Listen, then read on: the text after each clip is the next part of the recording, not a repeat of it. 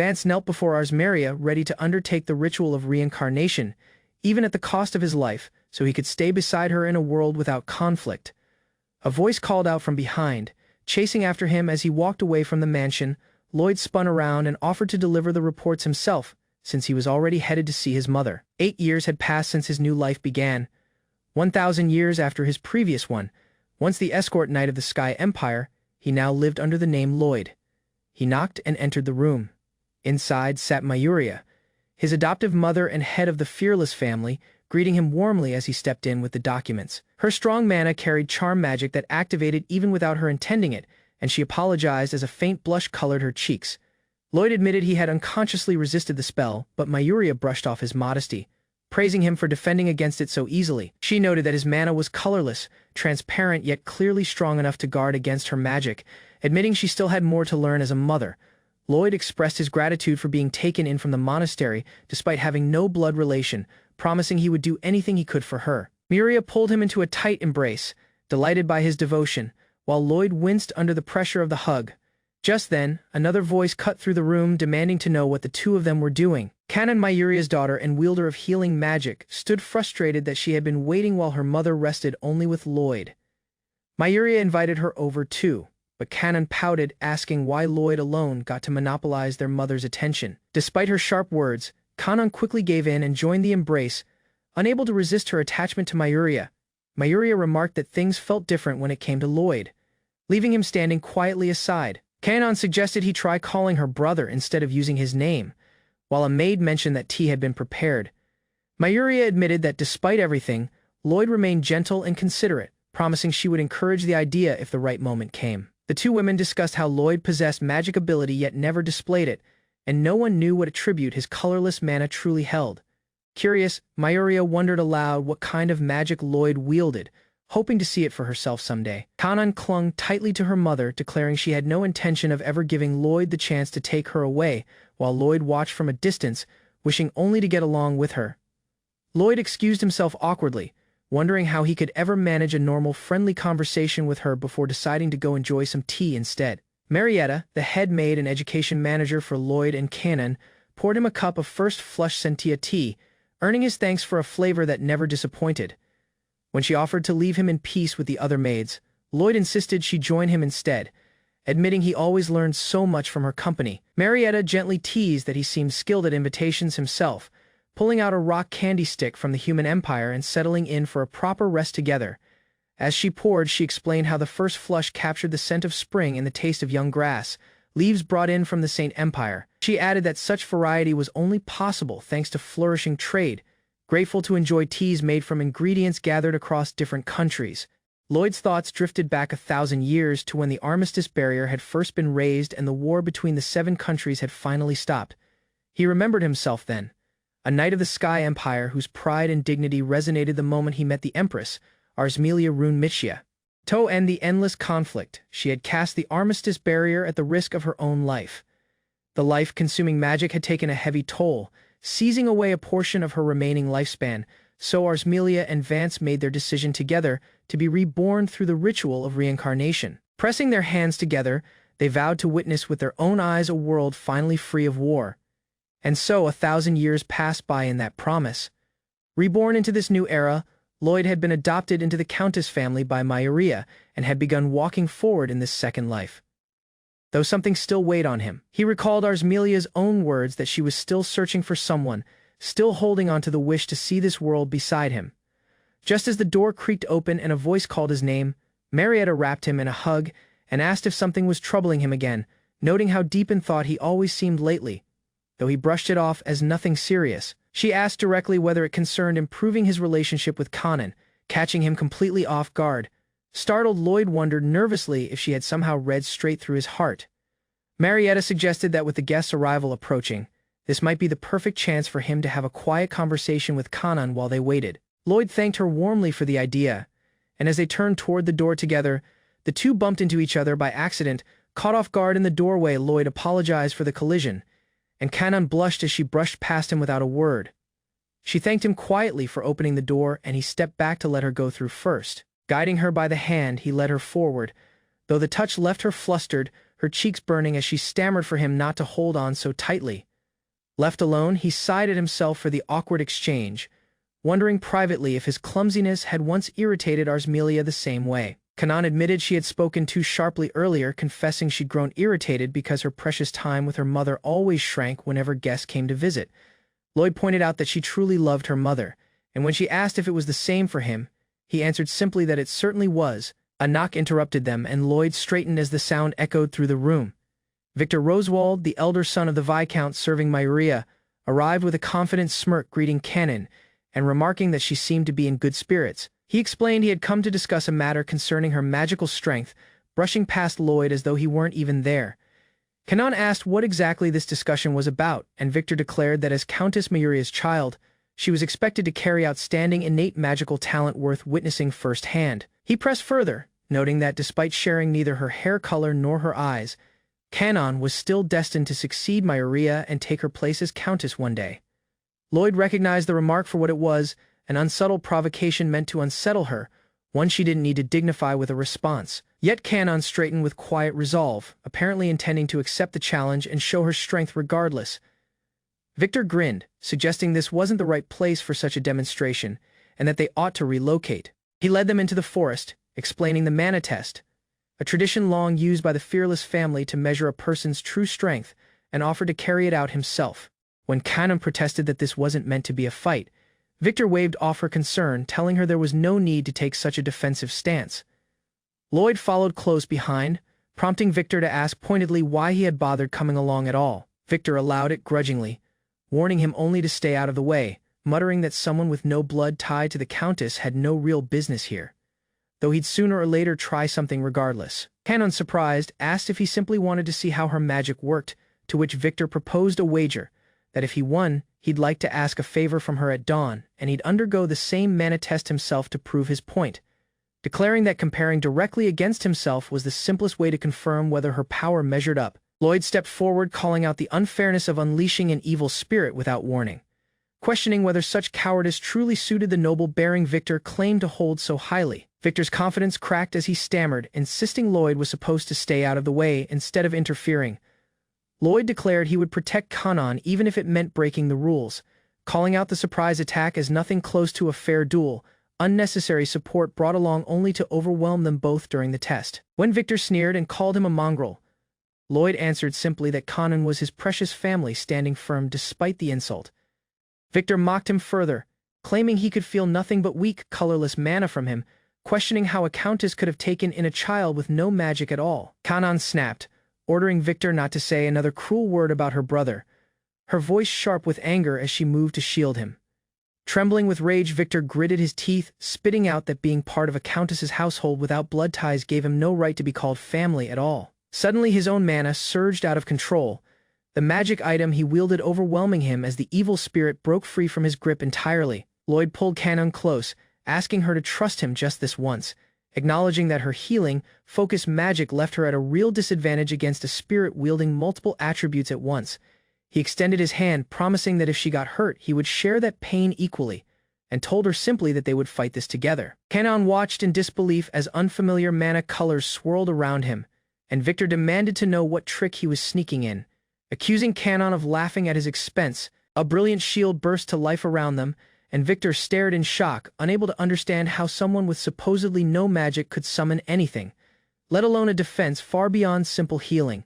Kanan gasped, recognizing the pattern as her brother's magic taking shape before her eyes. Victor unleashed another attack, boasting that a mere flickering flame would be erased instantly by the force of his wind, yet the attack failed to land, leaving Victor stunned as he realized his spell had somehow been cancelled outright by whatever colors Lloyd now commanded. Lloyd revealed the truth plainly, that his mana carried no color of its own, which was exactly why he could shift it into any color he needed.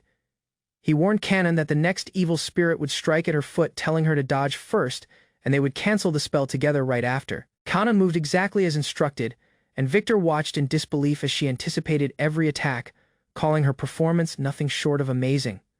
Lloyd encouraged her to stay calm and let her body feel the flow of the fight, urging her forward as she gathered her strength for the next strike. The spirits of water and darkness still loomed ahead, and Kanan surged forward with a burst of energy, determined to finish what remained of the fight. Kanan declared it over, her voice steady as she stood beside Lloyd. While Victor knelt in the dark, muttering bitterly about the lies behind this method, Lloyd confirmed the mana test's outcome had become clear, that Victor's win against the evil spirits came only from borrowing his father's strength. Enraged, Victor lunged forward with a blade in hand, screaming that none of this would have happened if Lloyd hadn't been there at all. Gripping his fist tight, Lloyd demanded to know how far Victor intended to stray from the path of chivalry, declaring flatly that he would not forgive him for this. Lloyd read the flow of battle before him, letting momentum pass without collision, using only the minimum strength required. Every movement of muscle, every creak of bone. He moved between the blade and its target, catching the strike meant for another. His shield turned aside the void, protecting the unarmed knight behind him. The enemy's sword scraped against his guard as bodies collided and steel rang out. The defeated enemy staggered back through the trees, calling him a monster before collapsing. Lloyd watched in silence, blood trailing down his cheek, his expression unreadable. He brushed off his wound, insisting it was nothing but a little blood. Kanon came running through the brush, calling out to her brother, her voice breaking with worry. She threw herself into his arms, clutching him tightly. His eyes widened in surprise at the sudden embrace, unsure how to react to her closeness. Tears welled in her eyes as she told him that his pain was her pain too. Despite having exhausted her strength using healing magic throughout the fight, she reached for him again, determined to ease what remained of his injury. Flustered by her own outburst, Kanon flailed and stammered, red-faced. Lloyd stared at her, struck by a quiet thought. She really was like an angel. Walking back together, Kanon admitted she wasn't imagining things. Ever since the battle, she had somehow been able to hear his thoughts in her mind. She asked what he had done to cause it, recalling the strange moment when her magic seemed to merge completely with his. He explained it was mana sympathy. Their mana had linked their hearts, letting them communicate through thought alone. Kanon marveled at the discovery, still trying to understand how a simple bond had formed into a contract between them. He told her it was because she had believed in him in that instant that he could draw her strength by combining their mana. That bond, he said, still connected them even now. He thanked her for fighting beside him, promising to keep protecting her from that day forward. Kanon vowed the same in return, declaring she would protect him if he was ever in danger. He countered that he would protect her more, telling her firmly not to get hurt until she was old enough to look after herself. The two shared a light, easy laugh, the tension of battle fading behind them. They agreed to return to the mansion, mindful that Victor still needed to be dealt with. At the mansion doors, the maids expressed relief, simply to see them both safe. Orders followed quickly: bring Victor back from the forest and report the incident to Mayuria. Lloyd asked to accompany them but was told to return to his room instead, as Mayuria intended a private conversation with Viscount Rosewald. A maid explained the magic circle in the room would link to one in the adjoining chamber, letting them hear everything spoken there, and offered him a seat. She reassured him it wasn't eavesdropping. The record room existed solely to watch over the family head. Mayuria began speaking of things normally reserved for someone older, telling him it was a little early for him to know about it. Though she acknowledged the talent he'd been recognized for, she wanted him to understand what truly defined the duty of a family head if he was willing to listen. Behind the closed door, Lloyd sat listening from the record room while, on the other side, a maid finished settling the last of the monthly expense reports before the real conversation began. Viscount Rosewald, Victor's father, stepped forward with confidence, claiming that among the 3 viscounts serving the Countess family, his own had developed their fiefdom the most. Urging Mayuria to check the documents herself, he moved to excuse himself quickly after delivering his claim. But Mayuria stopped him, asking if he had nothing else to report. She revealed she had investigated the matter herself. Tax revenue in his domain hadn't risen at all, despite population growth and clear development. She pressed him directly on why the numbers didn't match. Cornered, Rosewald stammered a denial, insisting he wasn't doubting her, while Mayuria reminded him that fabrication from even one noble family could damage the country's trust, the trust the Viscounts had pledged to the Sky Empire for generations. She continued, stating plainly that for such ambition to succeed, he needed only one thing: to win against the Countess family in a real fight, all while quietly building power and cutting ties behind the scenes. Victor stumbled forward, panicked, asking his father if he had failed. Mayuria remained composed as she noted coldly that he had used even his own child for this scheme. Victor tried to explain himself, but his father cut him off with a sneer, denying he'd ever given such an order. Mayuria explained further: Victor, impatient to inherit the family's holdings, had challenged Kanon to prove himself, unaware that her aptitude lay in healing, not combat. She corrected the assumption that pure blood made someone worthier, noting Kanon's mana was of the light type and that she would grow strong enough to protect herself as a noble in time. Mayuria declared that gender made no difference in who protected, and who was protected nobles fought for pride, but above all, for the people of their domain. Her own children, Kanon and Lloyd, she said, were more than capable of that duty. She asked if her point hadn't been made clear enough already, then delivered her verdict. Rosewald's scheming would be handed to the Imperial Interrogation Office, and his son would be sent to a boarding school for re-education. Rosewald ground his teeth in silent fury before Mayuria dismissed him, stating there was nothing more to discuss. He sneered on his way out, muttering that people like her only had luck from inheriting past generations' work, calling her haughty before storming off. A maid shivered at what she'd witnessed, remarking on Rosewald's expression as he left. Back in the record room, Lloyd sat frozen as the maid knocked, startled by what he'd overheard. Another maid praised how magnificently Mayuria had handled it all. Mayuria then turned to Lloyd directly, asking if he'd heard everything too before admitting quietly that she had brought him there for a reason. Without saying it outright, she had played the role of a kind mother. Also, he would understand his purpose was to protect Kanon. Lloyd admitted he knew there were people who disliked the fact she had brought him here at all. Yet even so, hearing her conversation had made him feel proud to call her mother Mayuria. He told her plainly that he wanted to stay, to protect this house. As she walked ahead of him through the halls, she reminded him that when he grew older he would carry the same responsibility she did protecting Kanon until she became an adult herself. He grinned, admitting his mother was incredibly strong, but promised he would work just as hard to become strong in his own right. Miria's eyes softened, tears gathering as she said she was glad to hear him say that. She added quietly that he didn't need to worry about her, she was strong enough on her own though. Something in her voice trailed off, unfinished. Elsewhere, Kanon apologized to Marietta for scaring her earlier while another maid knocked gently, checking in on Miss Kanon. Kanon beamed, insisting it hadn't been scary at all, her brother had saved her. After all, as the maids exchanged a warm, knowing glance, Marietta excused herself politely, thanking Kanon in return while another maid urged Lloyd not to worry about them and to go on ahead. The group gathered close together, sharing a light, affectionate moment, agreeing warmly that they would stay friends from now on. Kanon suddenly suggested they all take a bath together, herself, her brother, and everyone else, catching Lloyd completely off guard. His surprise met with a startled splash. Lloyd readied himself for bathing beside Marietta, feeling nervous though submissive toward her request. Marietta softly directed Lloyd inside the bath, his face blushing while tension grew. She stepped closer cautiously, her presence intimidating Lloyd, who observed her aura had altered. Marietta examined Lloyd's forehead, anxious his fever might be increasing, his pulse racing fast. They lastly entered into the heated water jointly. Lloyd flustered, Marietta composed. The scene tense. Lloyd timidly followed Marietta, sensing he couldn't oppose the flow of events. He leaped inside the bath behind her, unsure whether he ought to delay more. Marietta gripped a younger girl, proposing to clean Lloyd's hair as mother cared tenderly. Lloyd welcomed the assistance, amazed when everyone moved together in the bath calmly. All three ladies got ready to help Lloyd, making him flustered yet comforted. Lloyd rested anxiously, recognizing it became his turn after Kanon finished bathing. Kanon walked toward him holding a towel, asking where she ought to start first. Lloyd paused, noting her heavenly presence as she readied to assist carefully. Kanon prompted him softly that his hand had guarded her earlier, clutching soap. She started washing him mindfully, inquiring about any itchy spots. Lloyd still flustered. Lloyd concluded with Kanon, feeling both relieved and anxious about the following turn. Marietta walked forward, expressing joy and anxiety while preparing to clean Lloyd. She beamed warmly, thanking Lloyd for bathing, with everyone displaying tender affection. Marietta started massaging shampoo inside his hair, making Lloyd feel relaxed and sleepy. She gently cut and styled his hair, noting it had grown slightly too long.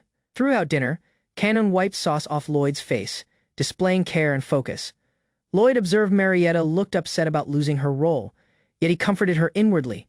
He sampled the fish, noting the meal had improved significantly compared to long past. Kanon softly called Lloyd's focus, silently attempting to share the dish with him. Lloyd smiled, recognizing he and Kanon were finally connecting, letting him pamper her gently. Kanon consumed her share of food. Lloyd reassured her, pledging support for next time. Marietta resolved to help make food simpler for Lloyd, scheming ahead with care. Kanon voiced her wish to cook herself, set to enjoy and manage her meals. The girls talked about helping and joining, consenting to contribute with joy and teamwork. Lloyd and Kanon beamed, united in preparing a great meal to surprise him together. Lloyd pondered on the dinner, joyful yet conscious the brief peace couldn't remain forever.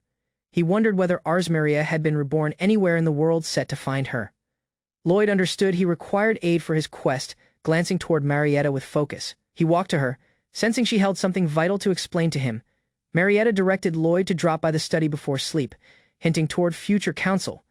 Marietta concluded, cleaning Lloyd, pointing out soap on his shoulder, calling him quiet and submissive. Lloyd finally unwound, believing he could take a rest following a hard day. He rested on his bed, scanning through books regarding magical beasts and forests nearby. Lloyd found a beast named Bastite, a guardian god of an ancient mountain town. Hearing dinner announced, Lloyd shut the book and ready to depart, curiosity remaining about Bastite. Lloyd rushed toward the study, sensing that a crucial topic waited urgently from his mother. Abruptly, a person placed their hands across his eyes, startling him and causing an immediate reaction. His mother completely showed herself, glowing with warmth and authority, which took him off balance. Expressing regret for his absence, Lloyd detailed the tasks that kept him occupied before. She comforted him tenderly, while Lloyd declared his loyalty, guarding Kanan with deep devotion. Hearing mindfully, Lloyd took in his mother's words, sensing her appreciation and eagerness to assist. Unwavering, he named the exact individual he sought, explaining why the matter was pressing. Grasping his determination, his mother pledged complete assistance, set to aid him reaching targets. Revealing the desired individual's name, Lloyd strengthened their joint mission and feeling of purpose. Shackles instantly emerged, binding him, while a shadowy figure drew near, generating a feeling of risk. Talking became hard for Lloyd, understanding, revealing the name carried heavy outcomes past comprehension. Thinking aloud, he asked if the rebirth ritual restricted him from disclosing past memories. Anger growing, he stretched toward the history volume, hoping the knowledge was noted clearly. Hugging him closely, his mother provided comfort while he struggled against unseen magical bonds. Lloyd apologized once more while she comforted him, noting he need not reveal everything forcefully. Feeling comforted, Lloyd's spirit quieted as his mother spoke, using warm and soothing words, applying soft magic. She aided him to relax, showing her care and tender empathy successfully. Inquisitive, he inquired if magic could assist locating the person he was seeking urgently. She advised care, noting the spell might work, but recommended prudent use prior to testing it. Unveiling a hidden volume, she clarified it was concealed inside the manor for search tasks. Firmly, Lloyd started reading the magical volume, trusting it held the key clues he required. Walking cautiously at night, he gripped his mother's hand to prevent slipping on the path. She detailed the volume's origin, given by her father, still keeping its magical power, locating a magic circle outside. They checked it mindfully, and Lloyd asked about its planned function. She explained the ritual, clarifying it involved the stars and asking answers from the heavens. Examining the stars together, Lloyd and his mother ready to ignite the magical circle mindfully. Clarifying the demand for blood, she detailed the secret job needed to finish the ritual. Stepping up, Lloyd pricked his finger carefully, comforting himself while he filled the needed magical job. Using soft magic, his mother cured him right away, healing the small cut with tender care. Guiding him, she highlighted, concentrating on the individual he sought while she cast the spell. Focusing together, they ready to watch the magical circle, searching for signs from the skies above. She clarified that the ritual could show more than stars, implying it hidden knowledge. Lloyd acted as the seeker, giving his blood carefully to turn on the magical process successfully. Focusing completely, he concentrated on the person he sought while the ritual power flowed outward. A glow emerged, showing the person lived in the same time, but it quickly vanished. Spotting the glow, Lloyd realized it hadn't disappeared entirely, but instead drifted away slightly. His mother disclosed that the light split into 6, meaning 6 figures had to be found. Meanwhile, the remaining princesses emerged across different realms, each unaware of the other's shared life. In the Holy Realm, one portion showed clearly, revealing her existence inside that large realm setting. Further portions emerged in the evil and human realms, each holding a piece of the soul. Viewing leftover portions across the Oni realm, Lloyd saw the scattered presence and their true sights. In the beast realm, he spotted several portions, validating the people he sought were spread far. Floating smoothly, one portion emerged in the dragon realm, untouched by any power from below, set firmly. Lloyd swore to track all portions and join them back with Arsmaria forever. The 7 realms stayed in endless war across the lands during Sky Empire year 1014. Vance Shutararu made it to the royal castle, called by the ruler to talk about pressing matters. The ruler expressed her wish to see a world fully clean of combat and strife. She asked Vance about the potential results if all fights and disputes instantly vanished. Vance admitted doubt but promised to lead the ruler, hoping for a clear time together. The ruler swore to picture the future for Vance if he could not imagine it himself. 4 years passed prior to Vance meeting Sky Ruler Arsmeria Rune Michia directly at the Great Castle. Citizens observed fearfully as the ruler turned on the famous Armistice Shield to halt all battles. Vance sprinted frantically across the castle, hoping to reach the ruler before the shield fully took force. Shouting her name, Vance pleaded with the ruler to stop, fearing things might happen far too fast. Fried readied to see the ruler, carrying his job as guard and defender of Her Majesty. Vance confronted Fried, asking why he failed to stop the ruler from using the Armistice Shield. Fried clarified the shield was a means to halt combat, even if it risked their ruler's life. The ruler gave up herself to reach the peaceful future she wanted for the world. She dared Vance, asking he face her directly, proving his heart to guard Her Majesty truly. Vance declared his wish to keep serving, guarding the following ruler as head of the order. Fried thought about wanting to battle beside Vance once again.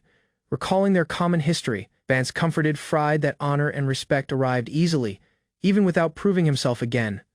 The ruler laid inside the room, Vance stepping to her after the Armistice Shield launch.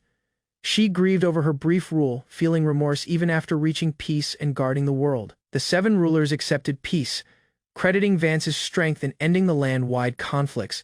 Vance wondered if enduring until the formal meeting of the realms would even be viable. The ruler prompted him that merely a few hours remained prior to her soul vanishing completely. She pondered on the count of 4 years following deploying the Armistice Shield. Vance confessed the peace felt short and feared the combat wouldn't truly stop fully. The ruler watched Vance, seeing his voice stayed quiet despite the emotional weight of recent events. Vance stated he wouldn't weep, reminding the ruler she already knew the reason behind his choice. He offered his own life to guard hers until her time fully finished. Keeping his oath, Vance clarified that after that day, he turned into a new, stronger person. The ruler, tears within her eyes, named him a fool and the world's ultimate idiot. Vance stated his wish to carry out the ritual of reincarnation along with the ruler. He swore to view the world she pictured, no matter if it demanded a century or more. The ruler asked why he would offer such a vow filled with silent doubt. Vance comforted her that this wasn't the end for them, clutching her hand tightly. They shared a soft moment, united in hope, readying to face the future together. Vance was reborn 1,000 years after, starting a search for Arsmeria's split soul. Applying hidden magic, he discovered her soul was split into 6 distinct parts. Determined, Vance resolved he wouldn't surrender until he found every part. Even centuries after, he kept up his quest while joining magic academies to obtain knowledge. He understood that finding her meant tracking several people, each keeping a piece of her soul. Traveling carefully inside dense woods, Lloyd feels a giant, deadly beast dropping from above. Suddenly, a massive monster leaps forward, crushing branches while Lloyd easily dodges every hit. Grinning proudly, Lloyd readied his first strike while the monster charges fiercely toward him, dodging quickly while airborne. He glides smoothly while the monster struggles to correct its path. With clean precision, Lloyd cuts through the air, beating the monster and staying totally collected. Trapped inside a narrow ravine, Lloyd gets surrounded while the deadly monster observes him closely. Launching a second move, he jumps high, barely dodging the beast's sharp and lethal blow. Mindfully studying shadows, Lloyd figures out a clear and safe route over the fierce beast's attack. Touchdown strategically on top of the monster, Lloyd claims triumph against Bastith past a tough and wild fight. Watching in shock, the monster displays surprise while Lloyd quietly rides ahead through the forest. Boldly holding the monster, Lloyd sees its huge growth since their very first meeting together. Kindly grinning, he recalls his 8-year-old dream to finally make peace with the monster. Lloyd inquires regarding the monster's ways, closely watching its replies and actions toward his questions. Sitting atop the monster, he describes his plans to join the World Magic College. Inquisitive, the monster hints it wishes to travel with Lloyd on his trip to the school. Voicing praise, the monster praises Lloyd's power, teasing him about following it in future journeys. Grinning setly, Lloyd declines any different title and promises they shall surely meet again. Heading back to the manor, he feels relieved, coming right on schedule for breakfast quickly. Spotting the smell of soup, Lloyd instantly feels pulled toward the freshly cooked morning food. Kenan softly asks Lloyd to taste the dish, having a sweet moment together happily. Lloyd samples the rich tastes, amazed, while Kenan watches calmly, smiling with quiet hope nearby. Smiling warmly, Kanon reminds him to ready mindfully for the food while standing beside attentively. She requests a prayer prior to the table, stocked with a rich breakfast spread. Expressing thanks, the family offers appreciation for their food and honors blessings from above. Leaving the manor, Lloyd and Kanon wave goodbye toward Marietta and the loyal home staff. Comforting them, Marietta pledges to Lloyd that the whole household shall ever stay present for them. Voicing true thanks and love, Lloyd speaks to everyone before departing toward the magic school carefully. Marietta fixes Lloyd's tie, instructing him proper habits expected from a noble in any setting. Promising to try his best, Lloyd vows not to embarrass the high, fearless family watching curiously. The monster looks confused by its huge size compared with past meetings before. Lloyd clarifies that Bastith, the Lord of Cats, will carry them quickly to the magic school. Kanon holds tightly, while Lloyd reassures her that riding will prove totally safe during movement. Flying up into the air, they leave on Bastith's back, waving goodbye to the waiting manor.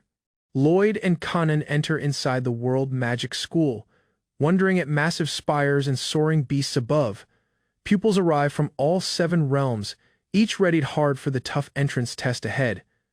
Lloyd travels a giant magic beast, flying high while steering Kanon safely across school lands. Kanon struggles to hold balance, sliding a bit while Lloyd grips her safely, blocking any drops. Safely on the ground, Lloyd and Kanon view the school, waiting for tests that lay ahead across the courtyard. Lloyd carries Kanon, pulling curious looks and quiet talks from nearby pupils around. Blushing deeply, Kanon feels shy as the crowd watches their rare, eye-catching arrival mindfully watching the crowd. Lloyd stays steady while scanning for potential issues or sudden troubles nearby.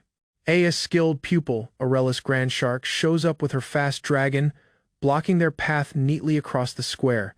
Naming herself, Aurelis discloses her rank as the Evil Empire Princess, signaling upcoming rival matches soon. Lloyd meets a new pupil, Elise Rosencrantz, who demands focus and gives directions to others nearby. Elise steps out as the Holy Empire Princess, shining authority and power, pulling everyone's careful focus instantly. Watching closely, Lloyd sees Aurelis and Elise matching up, strain building between holy and evil princesses. Nearby, he spots the Beast Empire Princess, feeling her huge magic dragon-related energy force nearby clearly. A few other princesses remain present while the Oni Empire Princess stays away. Completing the meeting's picture, Lloyd realizes that royal lines from every land have met together here for the coming test. Past conflict exists between the holy and evil realms, likely stirring a major fight very soon. This test could expand to a global problem, pulling focus and worry from all participating lands. Aurelis Grandshark aims to settle fights firmly, preparing for an unavoidable hard fight with rivals. Elise Rosencrantz steps up, sure of her holy magic, getting ready a planned magical fight properly. Asking about his readiness, Elise notes that Lloyd stays far too young to enter this academy. Mocking Elise, Aurelis calls her the small holy princess, showing their active feud with smart humor. Both princesses unleash their magic forces together, making dragons and energy to face one another. Hard preparing carefully, they trade a chain of commandments, boosting their fight and raising immense magical presence. Starting her first move named Silence, Elise makes overlapping waves, leaving quiet echoing across the place. Both princesses' spells surprisingly fail to trigger, shocking them and bringing confusion during their hard clash. Kanon asks about Lloyd's action while he stays peaceful, quietly watching the sudden magical event calmly nearby. Through muting echo, Lloyd cancels the spell, blocking harmful results from the joint magical energy strikes. Comfort spreads as he understands the worst outcome got averted without injury to anyone. Shyly, Aurelis confesses dropping interest in the fight, closing the magical match quietly without more conflict. Elise asks pardon truly for bringing up years, confessing that it stays early for her to enter. Smiling, Aurelis answers, sharing that she looks ahead to ending the rival match. Right another day, willpower shines inside her eyes, displaying clearly that she isn't done facing the Holy Princess. Watching quietly, Lloyd notes that someone crude tampered with their magic from behind without getting caught. Preparing to go, Lloyd walks with Kanon, worried he might have pulled far too much focus earlier. Aurelis boldly states her goal, declaring she will turn into the top one day. Clearly driven, pupils filled the arena with energy, excitedly looking to the start of the key testing phase. Walking forward, Matilda Lindworm held focus, her presence signaling the start of official events firmly. Naming herself, she tested every student carefully, her keen gaze checking their readiness and skill. Pointing out students' achievements, she reminded everyone must meet firm requirements without allowance. Princesses stood proudly resolved to handle trials, their talents set for the hard tests ahead. The team of princesses gathered, keeping composure while royal family members hid their secret magical powers. Explaining the mana determination test, Matilda detailed how 5 pupils would show their magical skills, speaking to the gathered crowd. She wished candidates good luck while stressing fairness during the review step. Driven, Lloyd weighed every option, determined to discover any detail regarding Ars Maria while succeeding. With the exam starting, his sister remained close while he got ready to display his talents. Prior to the test starting, Kanon stepped to her brother, hoping to enter the same team together. Gerdo answered softly yet playfully, displaying focus while showing care and worry for her heart. Feeling flustered, Kanon paused, apologizing as the quick nearness caught her by surprise suddenly. Another pupil argued, yet Gerdo smoothly backed Kanon, taking power and command over the event. Naming himself fully, he built a bond with Kanon, winning her praise and rising regard. Feeling a keen wish, Gerdo got ready to show his strong talents before the coming test. Bravely, he named himself as the Marquis House's 3rd child, pulling focus from everyone there. Kanon and Lloyd judged him closely, asking about both his past and his high house line, clearing his rank. Gerdo detailed he belonged to a high realm, getting cautious regard as a result. Brightly chuckling, he comforted Kanon that both were highborn, making her feel less worried. Grasping her higher rank, Kanon asked pardon while Lloyd shifted his conduct neatly to display honor, speaking to Verona and Balgus with attention. He displayed honor while pointing out their presence formally.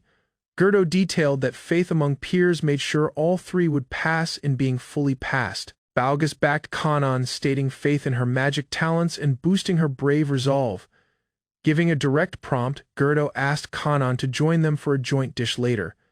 Kanon called out to her brother, indicating worry as the rising event grew increasingly hard around them. Gerdo clarified regional habits, detailing how lower-ranking persons could share views politely with superiors. Stepping forward, Lloyd Fearless named himself as Kanon's protective brother, set to step in firmly, speaking to Gerdo directly. He stressed the friction of obeying another realm's marquis totally without terms. Grasping his view, Gerdo got ready for a fair match while weighing Lloyd's thoughts carefully. Facing Lloyd, Gerdo asked whether an evil empire marquis could truly stand lower politically. Lloyd detailed that the Sky Realm lacked a king today, giving past weight to the evil king. Getting ready for the coming test, both sides aimed to show who owned better magical talents. Gerdo displayed direct attention, wishing Kanon success while displaying he was invested in her output, valuing the backup. Kanon readied herself proudly, set to meet the test with full focus. Playfully upset, Kanon claimed her brother must show command, claiming respect among others there right away. She stressed her brother's skill, declaring him the top in the Sky Realm and top tier globally, standing high. Lloyd quietly accepted the praise, thinking deeply about his duty and role truly. Preparing herself, he walked forward to guard Kanon, acting as her guard and firm protector. Resolving to guard her fully, Lloyd guaranteed no injury would reach her through the testing phase. Lloyd and Kanon enjoyed their victory pass, finishing the first test near the giant guardian fox. Thinking about Mayuria's success, they felt she must have also cleared her tests easily. Driven to grow, Lloyd practiced harder to let Mayuria reclaim her rightful elder rank. Both swore to offer their best force in the following test together boldly. The memory displayed Mayuria's youth, her magic talents, school success, and coming home early wisely. Kanon displayed irritation, still feeling upset about the sudden events that took place earlier that day. Reacting heavily to teasing from a peer, Kanon's temper flared while Lloyd watched quietly nearby. A male pupil displayed striking fire magic, catching Lloyd and his young sister right away. Kanon judged his skills carefully, spotting his cool nature behind the strong fire display. Lloyd evaluated other pupils' magic types, taking note of strengths, flaws, and key perks systematically in class. Watching his magic talent closely, Lloyd and Kanon valued the purity and top power displayed. Praise toward her talents made Kanon blush, admitting her fine command and striking magic skill. Lloyd praised Kanon's talent in mana tuning while the guardian fox silently watched the scene. Kanon struggled, trying to shield the weak mana crystal, displaying her fast reactions neatly. Let Fiancée Primrose watched quietly, studying the pupil's actions and progress mindfully during the magic test. Kanon's strong mana strained the magic device, almost bringing it to shatter from pressure. Releasing his mana, Lloyd amazed everyone, displaying striking control and fine command of magic power. Both Kanon and Let Fiancée were stunned by how he held control over huge strength. Lloyd chose to go on with tests quietly, displaying modest habits while displaying great magic skills successfully. Only Kanon and Lloyd could truly see his top magic power among other pupils. Let Fiancée focused on Lloyd's mana, feeling its depth, force, and rare magic traits carefully. Yuyuka Amanagi showed up quickly, startling Let Fiancée while studying the pupil's test sheets with deep interest. Showing her head status, Yuyuka casually checked each student's magic skill with strong focus and thought. She spotted one pupil cast a huge wave of mana earlier, pulling her interest. Pondering the rare amber-white mana, Yuyuka asked about the student's overall weight and magic skill closely. Let Fiancée check the temporary mana totals, understanding they could prove wrong or perhaps tricky unexpectedly. Focusing on Lloyd's file, she validated her past thoughts regarding his wild magic talents correctly. The pressure broke Kanon's magic crystal, showing the scale of her huge magic skill clearly. Yuyuka ordered Let Fiancée to gather the tested pupils' magic devices and drop them to her lab. Thinking about Lloyd's talent, Yuyuka wondered what tricks he might show during the practice fight later. Seiba Mitsurugi details the battle test, where pupils send their mana into a separate arena. He guides candidates to walk into the set magic ring, pointing out outcomes might transport them. Rin, the second princess, glows with joy, eager to meet her brother later. Seiba notes he also keeps a sister, hoping relatives stay clear of fights. Grabbing the boy's interest, he offers appreciation to the pupil, asking him to step onto the shift ring. Lloyd focuses deeply, preparing for the magic fight, treating it just like a true clash. He scans the empty land mindfully, seeing the open match space prior to making any step. Gerdo steps out from behind a sharp stone, stating Lloyd will act as his stepping block. He details the opening, proudly noting he now holds the chance to defeat Lloyd flatly. Gerdo warns that this point is where Lloyd will surely be made to quit. Lloyd stands firm, sure he cannot accept loss despite the opponent's extreme pride. Gerdo taunts him, asserting that mana force determines the magic clash, leaving zero path for win. Lloyd stays focused, realizing Gerdo makes light of him due to his weak look of magic power. He readies to retaliate, knowing Gerdo aims to scorch the illusion constantly to defeat him. Gerdo shoots the Firefinger bullet, a focused flame strike directed straight toward Lloyd's target form. He chuckles, confident the strike will break Lloyd, mocking his power without displaying any pause. Lloyd activates First Guardian style, forming a safe ring of protection around himself. Waiting for the hit, he watches the flames mindfully, studying Gerdo's strike steps to guess each dangerous turn neatly. Gerdo is stunned. Lloyd stays up despite pulling huge strength from the Flame Demon Lord. Lloyd details the strike's force is bound because Gerdo's mana is drawn solely from himself. Gerdo states his intent to destroy Lloyd, summoning Fire Ghost to burn the entire arena. He creates giant fire spirits, dividing them neatly to totally trap and hard-press Lloyd. The called fire spirits pursue Lloyd, built to burn him fully and block any chance to flee. Lloyd uses a swap move, leaving only his mind behind to avoid hits from all sides. He smartly tricks the ghosts into hitting each other, making them crash and get destroyed. Lloyd glides carefully, telling Gerdo against looking only at the front while stepping behind him. He faces Gerdo, asking if the tough fight ought to stop now or go on further. Gerdo pauses, amazed, as Lloyd's smart method and control push against the rival's past firm pride. He backs up cautiously, rethinking the duel, due to Lloyd's unexpected tactical moves and method. The view shifts, showing Gerdo and Lloyd's thoughts beside children, highlighting lessons that were gained. Gerdo admits there is no turning back, giving totally to his actions with firm resolve. He voices pain, showing the hurt linked with being the third son in his house. Lloyd sees the flames have turned totally dark, feeling a major shift in magic force. he names the dark force as strong darkness mana. Realizing Gerdo's strike is far more lethal, Gerdo calls the flame demon Lord, aiming to burn everything with strong, punishing fire. He summons the sinful fireball, fusing his flame ghosts and dark energy into a giant strike. Gerdo names it as the third strike, set to finish the clash flatly without pause. Rudius Greyrat declines to withdraw, summoning all his energy to cast Sinful Fireball. He shoots the fiery strike at Lloyd, resolved to conclude the fight definitively. Lloyd Estrella blocks the fireball effortlessly, focused and aware he must avoid defeat. He strikes back with Third Guardian style, matching Rudius's power using precise control. Lloyd deflects the magic using Lunar Reflection, his reaction shining like a full moon. Lloyd Estrella lifts his hand, preparing to reveal his complete magical power. He gathers energy, shocking Rudius, who cannot believe anyone wields demon god power without a pact.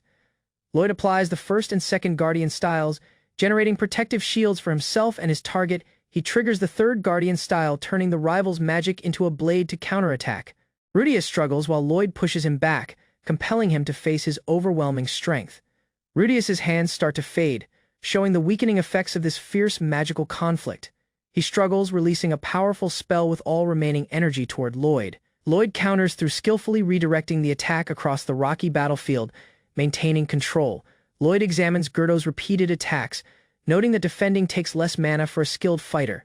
He realizes the fight is an illusion, needing careful mana management to hold his defenses. Lloyd Estrella starts teleporting, marking the completion of this magical examination. He arrives inside a mysterious hall, realizing he has not returned to his body yet. Rudius notices the imperial princesses of the 6 empires approaching inside the hall. He stands in the middle, uncertain about the true aim of this sudden scene. Lloyd slowly turns, spotting a familiar figure behind him, increasing his uncertainty. Rudius is bound in chains, experiencing a familiar, intense feeling from a previous encounter. He sees the exact scene repeating, with a mysterious girl entangled within the chains. Rudius watches as the girl seems confused and distressed, struggling to comprehend her situation. Kanan calls out desperately, recognizing her brother, revealing her anxiety and relief. Rudius finally sees Kanan safe, releasing a sigh of relief as all danger fades. Lloyd remembers his arrival at the school, feeling the weight of his duty and expectations. He realizes coming here was a wise choice, spotting Arsmeria nearby, her presence comforting. Kanan appears, her face filled with recognition and comfort upon seeing her brother. Lloyd remains silent, unsure how to reply, watching the sudden reunion before him. Kantan voices her worry for him during the combat test. Admiring his strength and grit, Kantan apologizes, admitting she is overly anxious, her face flushed with emotion. Lloyd reassures her quietly, thinking of his duty to protect and keep her from crying. He promises to stay by her side forever, pledging to shield Kanan until the very end. Kanan enters the academy, discovering a special building designated for elite students. A smiling girl welcomes Kanan, stating she knew Kanan would join this academy, eventually feeling shy and flustered. Kanan is comforted as the boy promises to stay near. Watching them quietly, Kuzunoha Tilfa and Yuzuriha Tilfa feel curious about their growing bond. The twin princesses keep watching Kanan and her friends, tracking their interactions with careful focus. Kanan and Lloyd notice the beast princesses, wondering why they stand so close nearby. Kanan introduces herself formally, sharing her Sky Empire lineage, presenting Lloyd as her protective brother, observing closely. The twin princesses wonder if Kanan and Lloyd are true blood siblings. Kuzunoha Tilfa and Yuzuriha Tilfa clearly state they are sisters. Introducing themselves politely to Kanan, they explain age matters little between them, showing equality while highlighting their deep family bond. Lloyd admires the sisters' tight bond, agreeing that having a friend as a sister is wonderful. Kuzunoha Tilfa hugs Yuzuriha Tilfa warmly, declaring her sister is also her most cherished companion. The sisters show joy, and Kanan observes, realizing how deeply they truly understand each other. The twin princesses mention they are part of the special department, observing new classmates. They note, no imperial princess is left isolated, offering support for students around them. Lloyd detects a guard watching from afar, mindful of the strong beastman's vigilant presence. He senses pressure from the nearby beastmen, yet finds no malice coming from the princesses. Kanan and Lloyd step behind a magic curtain to block any prospective interference from spells. The guard carefully monitors their steps, analyzing every motion Kanan and Lloyd perform together. Twin princesses explain they can smell the distinct scent of a powerful beastman nearby. They describe how Bast resides in the forest near the Fearless estate, carrying them. Forming a pact with a Sky Empire citizen is tough for the king of Cat's beast. Lloyd steps forward cautiously, unsure how the creature will react to his attempt to mount. The sisters sniff Lloyd, verifying he is honest and his intent seems completely sincere. Now they conclude the beastman's aura is reliable, implying the cat will likely accept and cooperate. The princesses bring up cat powder while watching Lloyd, wondering about its purpose in this scenario. Lloyd attempts stopping Kuzunoha and Yuzuriha from approaching Bast, while the giant beast waits patiently. He explains, giving Bast silver vine liquor earlier, worried about its potential effect on him. Bast reassures him the drink has minimal effect, calming everyone present with gentle words. Kanon reminds the princesses to keep proper decorum despite the drink tasting surprisingly good today. Kanon teases Lloyd to remain calm, while the laughing princesses watch the scene unfold closely. Lloyd formally greets Bast, honoring the beast guardian as a respected and unusual warrior. After gathering details about Bast, the princesses decide it is time to depart now. Waving goodbye cheerfully, the twin princesses promise to meet everyone again at school tomorrow. Kanon watches Lloyd, noticing he interacts naturally with the twin princesses and their allies. Lloyd and Kanon choose to follow the others. Agreeing to proceed together without delay now, two instructors stand waiting at the academy's gate preparing to welcome Kanon and Lloyd officially. Letitia-sensei and Seba-sensei extend congratulations, acknowledging Kanon and Lloyd's success and academic progress. Kanon receives praise regarding her grade mana affinity and illusion combat score among nobility. Amanagi-sensei verifies Lloyd's mana affinity and announces a future retest to track his growth. Lloyd receives warnings to remain cautious if choosing to go, considering potential dangers ahead. Seba-sensei discusses Lloyd's illusion test score, turning the topic toward his combat skills directly. The deputy director, overseeing the examinations, personally requests Lloyd's presence to discuss vital student matters. She stresses the meeting's importance, highlighting her direct role and the urgency of this discussion. The noble title, Eyes of Jurisdiction from the Dragon Race, conveys a daunting presence of power. The deputy director highlights Lloyd's rare clear mana and emphasizes his remarkable research value. Now appreciation is extended to Lloyd for joining the school, replacing the headmaster's personal note properly. The director shifts focus toward the primary topic, stressing the weight of this talk for everyone. Kanon and Lloyd ready themselves attentively as the deputy director starts asking questions directly and sternly. She informs Lloyd that a high-priority task exists, demanding his complete focus during this crucial talk. Boldly, Leon entered the academy's primary office, requesting permission for special enrollment. The chief carefully reviewed his form and stated it exceeded allowed enrollment limits. She mentioned an objection prevented any ranking of the 6 imperial princesses above 7th place. Leon requested the princesses join his class, and his petition gained instant approval. He requested her support to ensure a safe environment for the princesses' studies. Inspecting a large map, Leon noted 7 empires had forged alliances, promising lasting peace. Thinking of the princesses, he realized private matters could not interfere with their school duties. Firmly, Leon promised his class would uphold proper discipline despite obstacles that might arise. Unexpectedly, a young lady named Mayu appeared in the hallway, surprising Leon instantly there. She clarified she was merely temporarily teaching, reassuring Leon while keeping her cool composure. Recognizing Mayu as his mother, Leon noted her disguised appearance while remaining fully aware. Surprised, he inquired about her reason for being present at the academy so abruptly. Miu explained she returned as a temporary teacher assigned specifically to the elite department. She assured Leon she handled discussions in the capital, preventing any trouble back home. Showing affection, Leon embraced her, appreciating the loving, supportive side of her presence fully. Lloyd and Kanon spotted Mayu as their mother. Feeling comforted by her soothing presence, Mayu stated she must stay objective, prioritizing her job as teacher over maternal feelings. She instructed them to address each other formally, enforcing proper manners within the school. She reminded them they officially became students of the magic school, taking classes daily. Mayu advised they walk toward the dorms while sharing news and recent events. Mayu urged Kanon and Lloyd to jump onto her chest whenever walking felt tiring. Kanon promised to support her completely, offering full effort while following Mayu-sensei's direction carefully. They reached the noble housing area, prepared to step into quarters for every represented realm. Mi pointed toward the Sky Empire's home, guiding them directly to the proper quarters. They were welcomed warmly back, marking their safe return under Miayu's caring eye faithfully. Two maids introduced themselves as Soyer and Cosette, offering aid to the fearless household. Leon observed the maids, asking whether they were also enrolled as Magic Academy students. They clarified being second-year scholarship pupils, working duties to cover tuition costs through labor. Prepared for daily tasks, the maids showed readiness to contribute efficiently to household chores. Kanon showed passion for cooking, asking for the chance to work alongside the hard-working maids.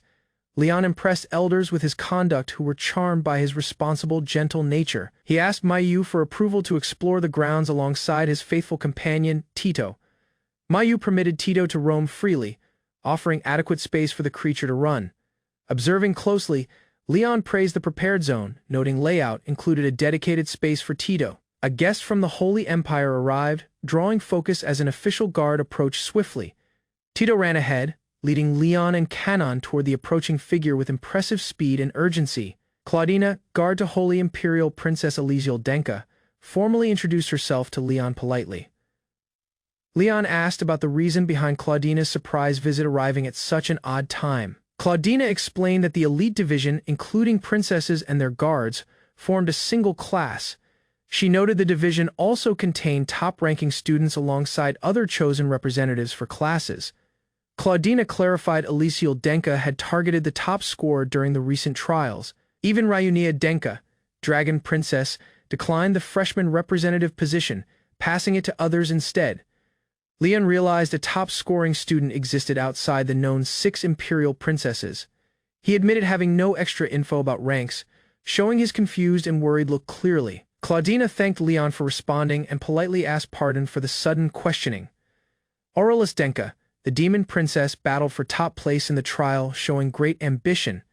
Later, she shared her thoughts with the other princesses, clarifying her plans politely and clearly. Ryunia Denka instructed Leon that she wished to fight alongside the right person in combat.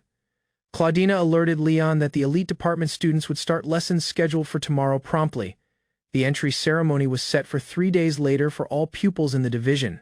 Claudina advised Leon to exercise caution when dealing with the Demon Empire princess during upcoming events. Kanon woke gently, smiling brightly as she greeted her brother Lloyd, her eyes filled with tenderness. Lloyd stirred in his bed, surprised to see Kanon leaning over him, the morning light streaming into the room. He wondered if Kanon had left her own room while he had briefly drifted off, thinking about her sudden arrival. Kanon realized she had fallen asleep unexpectedly beside Lloyd, her face blushing as she tried to compose herself. Elsewhere, Lloyd kept to his morning routine, lifting a bucket at the well, focused and oblivious to Kanon's earlier actions. Lloyd pulled water from the well, unaware that 2 maids anxiously watched from nearby, trying not to stare. The maids quickly covered themselves using towels while Lloyd carried the bucket carefully.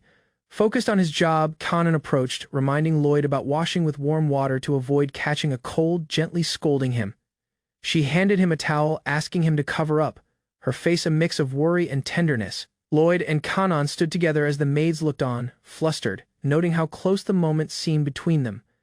Lloyd and Kanon arrived at the school gates, observing the strict guards and sensing increased security. Kanon voiced concern over the heavy security, while Lloyd pondered the reason behind such alert measures. Inside, the massive hall displayed representatives from 6 realms, each princess standing gracefully, marking an important gathering. Lloyd noted the absence of the Oni realm princess, preparing to greet the attending royal princesses alongside Kanon.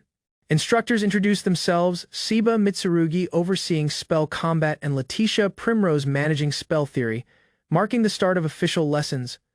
Aurelius received orders from the headmaster, told to extend her arms as part of an official demonstration. She reminded everyone that this hall held representatives of every realm, stressing proper decorum and respect.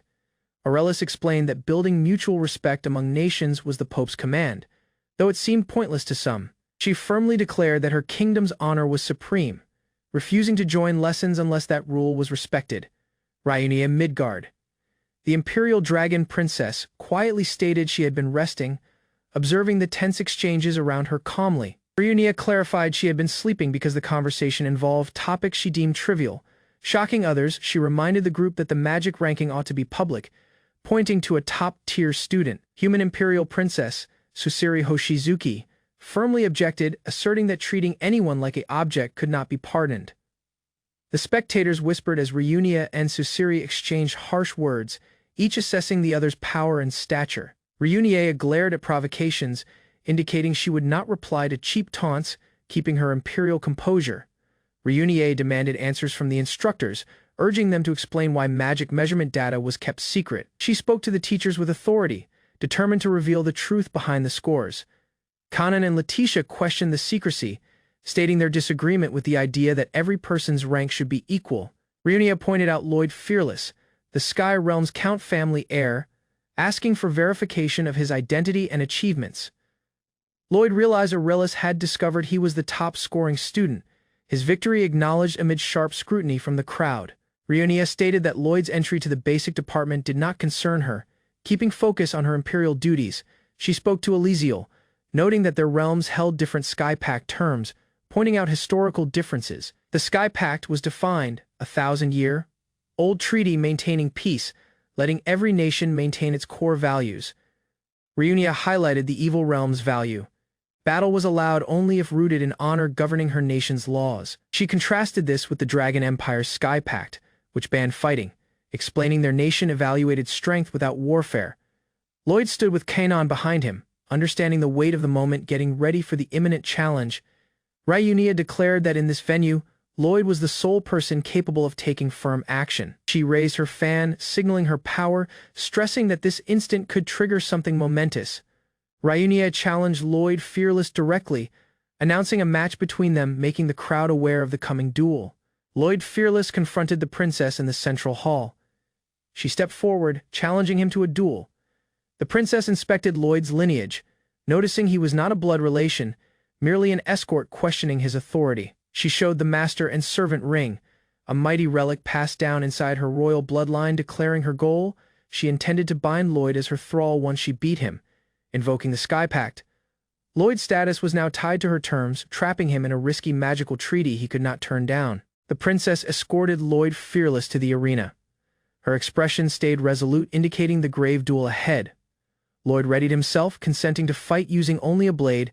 Concentrating on technique over magic, he stood tense, mindful of the burden of facing a royal princess before observers. A mentor warned him the stakes were high, losing would make him a thrall forever. Lloyd nodded. Resolute, he chose to fight using all his power, refusing any regrets during the fight. Lloyd Fearless prepared to channel his energy. The princess and another ally quietly cheered him. Watching with hope, he stepped inside the arena. The huge structure loomed over him, filled with shattered glass and echoes of past fights. Lloyd surveyed the area. The arena resembled a sight from his homeland, bringing back memories and tactical ideas. The princess reminded him that their fight remained invisible to outsiders, isolating the battle for safety. Before combat started, she permitted Lloyd to speak. He asked for clarity, preparing to move with speed and focus. The princess admitted she had acted hastily, showing a rare trace of modesty in her look. Lloyd observed her carefully, noticing slight shifts in posture that revealed deeper thought beneath her bold front. She thought back on expectations, acknowledging that Ryunia should be ranked highest, doubting the fairness of the result. Although the youngest, she wished Lloyd and others to respect her power and resolve as a princess. Lloyd evaluated the duel ahead. His most formidable potential rival was not from royal blood, but an escort of a count. The princess thought back on leaving the demon realm, admitting that Lloyd was the first to teach her about the wider world. She asked him to lead her forward, revealing a fresh world she had not yet explored. Lloyd entered the third illusion arena, preparing for another tricky match with intense focus. Onlookers noted Lloyd's immense skills, admitting that as teachers they could only watch his peerless skill. The princess and her allies resolved to observe closely, unable to step in. As the next stage of the duel unfolded, the match finally started as Lloyd entered the arena. Onlookers watched quietly while tension filled the air. The princess launched a quick strike, startling the watchers with its raw strength and speed. Lloyd faced the prison of time shrouded in crimson mist, ready to withstand the lethal crimson glare. The audience noted her plan to control Lloyd using her evil eye, aiming to make him her thrall. Aurelius released a massive spell, intending to settle the fight with one single decisive hit against Lloyd. The princess praised Lloyd Fearless, admiring his brave stance for not fleeing the duel, feeling hesitant to end it so quickly. She fired a mighty attack, but Lloyd leaped nimbly, avoiding the main impact of her strike. Spectators were stunned. Lloyd had dodged the evil eye without pulling his blade, claiming an advantageous spot. His response to the attack amazed watchers, including fellow students and teachers, who quietly praised his skill. The princess reflected inwardly. Though Aurelius was formidable, Lloyd's skills were far greater than she first assumed. The princess inquired how Lloyd endured the evil eye. He stood calmly, looking almost impossible to read. Lloyd explained that even indirect effects of the evil eye ought to impact a person, questioning her logic. He shared his secret, letting his body react automatically, bypassing the eye's influence completely. Lloyd's defensive style, mindless repetition, triggered. Even with his mind blank, his instinct governed his motions perfectly. The princess understood his plan. He avoided the evil eye entirely by setting magic commands to act without conscious thought. The princess wondered how Lloyd could predict her plan, shocked by his deep tactical insight. He reacted swiftly, dodging her evil eye and the raw power she aimed, displaying unbreakable accuracy. She realized that for a man like him, honor could still be kept even amid fierce combat. Lloyd remained composed, showing he could respect her stature while fully committed to the match. The princess accepted defeat, admitting she had already lost because he countered her evil eye smoothly. The princess stated that it made no difference as long as she was the last person standing. Facing Lloyd fearless, she remembered that he had unlocked the gate and entered her fort, offering her the chance to fight directly. Even the worst disasters brought little threat to him. She realized her own power alone might not suffice. With confidence, she openly voiced her desire for Lloyd, proving her intent to continue the match without doubt. Lloyd wielded his twin blades, generating a flurry of red petals. Magic swirled fiercely around him. Arsmeri appeared, urging Lloyd to draw his blade completely. Her face showed resolve and readiness. Lloyd analyzed the magic movement. Guardian-style tracks enabled him to trace every path accurately. He anticipated Arsmeria's strike from her right side, timing his actions to counter quickly. With a jump, Lloyd executed Mayfly, his guardian wings dissolving into the sky, avoiding danger cleanly. Lloyd leaped, intending to exploit Aurelius's magic drain. He calculated her attack from the left carefully. He formed a ring of protection, guarding himself as sharp magic fragments threatened to hit. Lloyd monitored Aurelius's method. Her mana formed glass-like patterns in midair, revealing her strategy. The magic failed to pierce his barrier. Lloyd's quick action negated her fang's deadly range completely. Aurelius's crystal flowers floated in midair, draining mana while her spell displayed sharp, lethal execution. A new watcher observed Lloyd closely.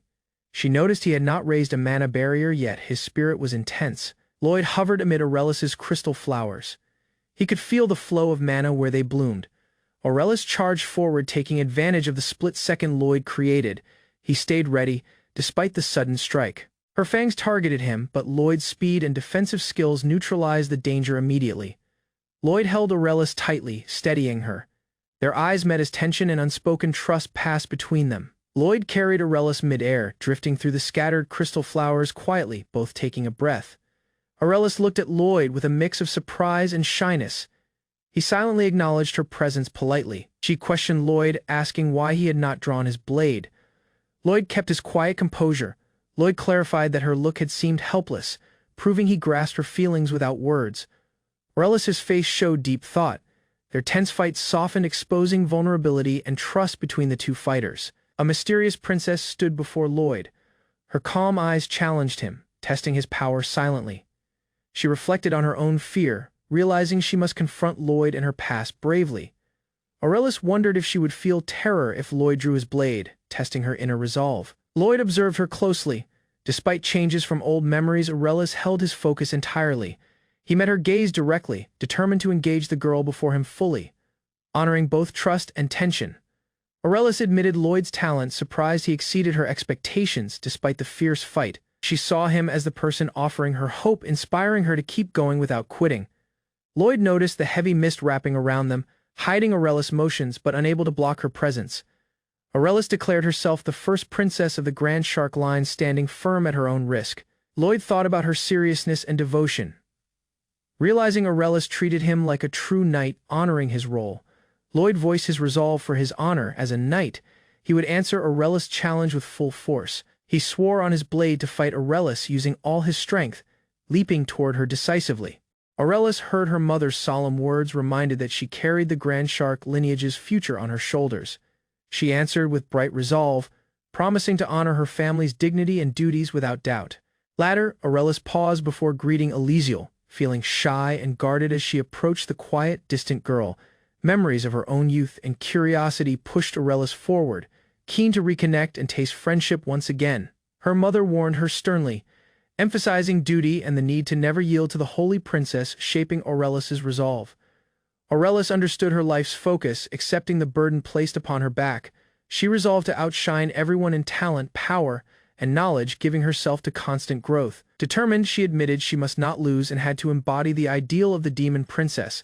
Her ambition expanded further, declaring she must rule over everything and master her fate without compromise. Aurelius stepped forward firmly, leaving childhood behind, tossing aside leniency, and committing fully to her path as a dominant ruler.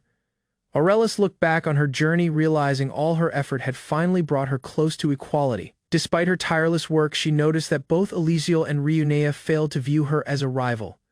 She felt the sting of being ignored, yet her drive did not drop. Aurelius grasped that their only shared link was their title as princesses of their kingdoms. Above all of them stood the figure who ranked higher, guiding Aurelius toward fresh ambitions and tests. Aurelius learned that the escort she respected hailed from the Sky Realm, a noble line once vital to peace. She read about the ruler who built the Armistice Barrier, a leader removed from records yet heroic. Curiosity about the ruler and his deeds sparked Aurelius's wish to understand true strength and command.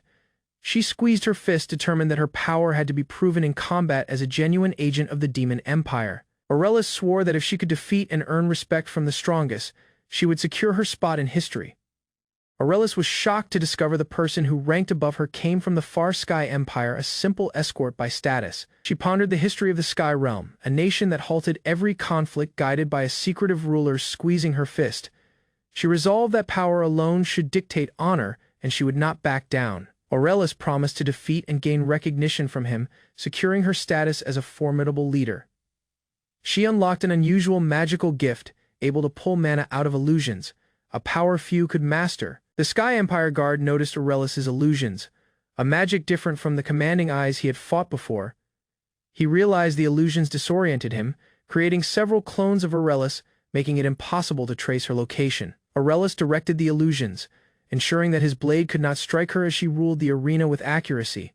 The warrior praised her talent, feeling thankful for the test that pushed him to adapt and grow. Aurelius smiled with confidence, knowing that every match made her stronger, enabling her to grow even tougher than before. The Sky Empire Guard realized Aurelius's illusions covered the arena, making it impossible to locate her real self. Aurelius taunted him closely, testing his senses and exploiting every gap in his focus. He performed a new skill, Void Breaker, aiming to pierce the void and hit her. Shattered glass revealed her position partially, and he began to decode her illusions and adapt. Aurelius grinned wildly, sure that every trial made her sharper, mastering both strategy and her magic skill. The Sky Empire Guard noted Aurelius had cast her second magic eye, boosting the strength of her illusions. She trapped him inside the Crimson Mist, forming a time-locked zone that rendered his previous tactics useless and forced him to adapt.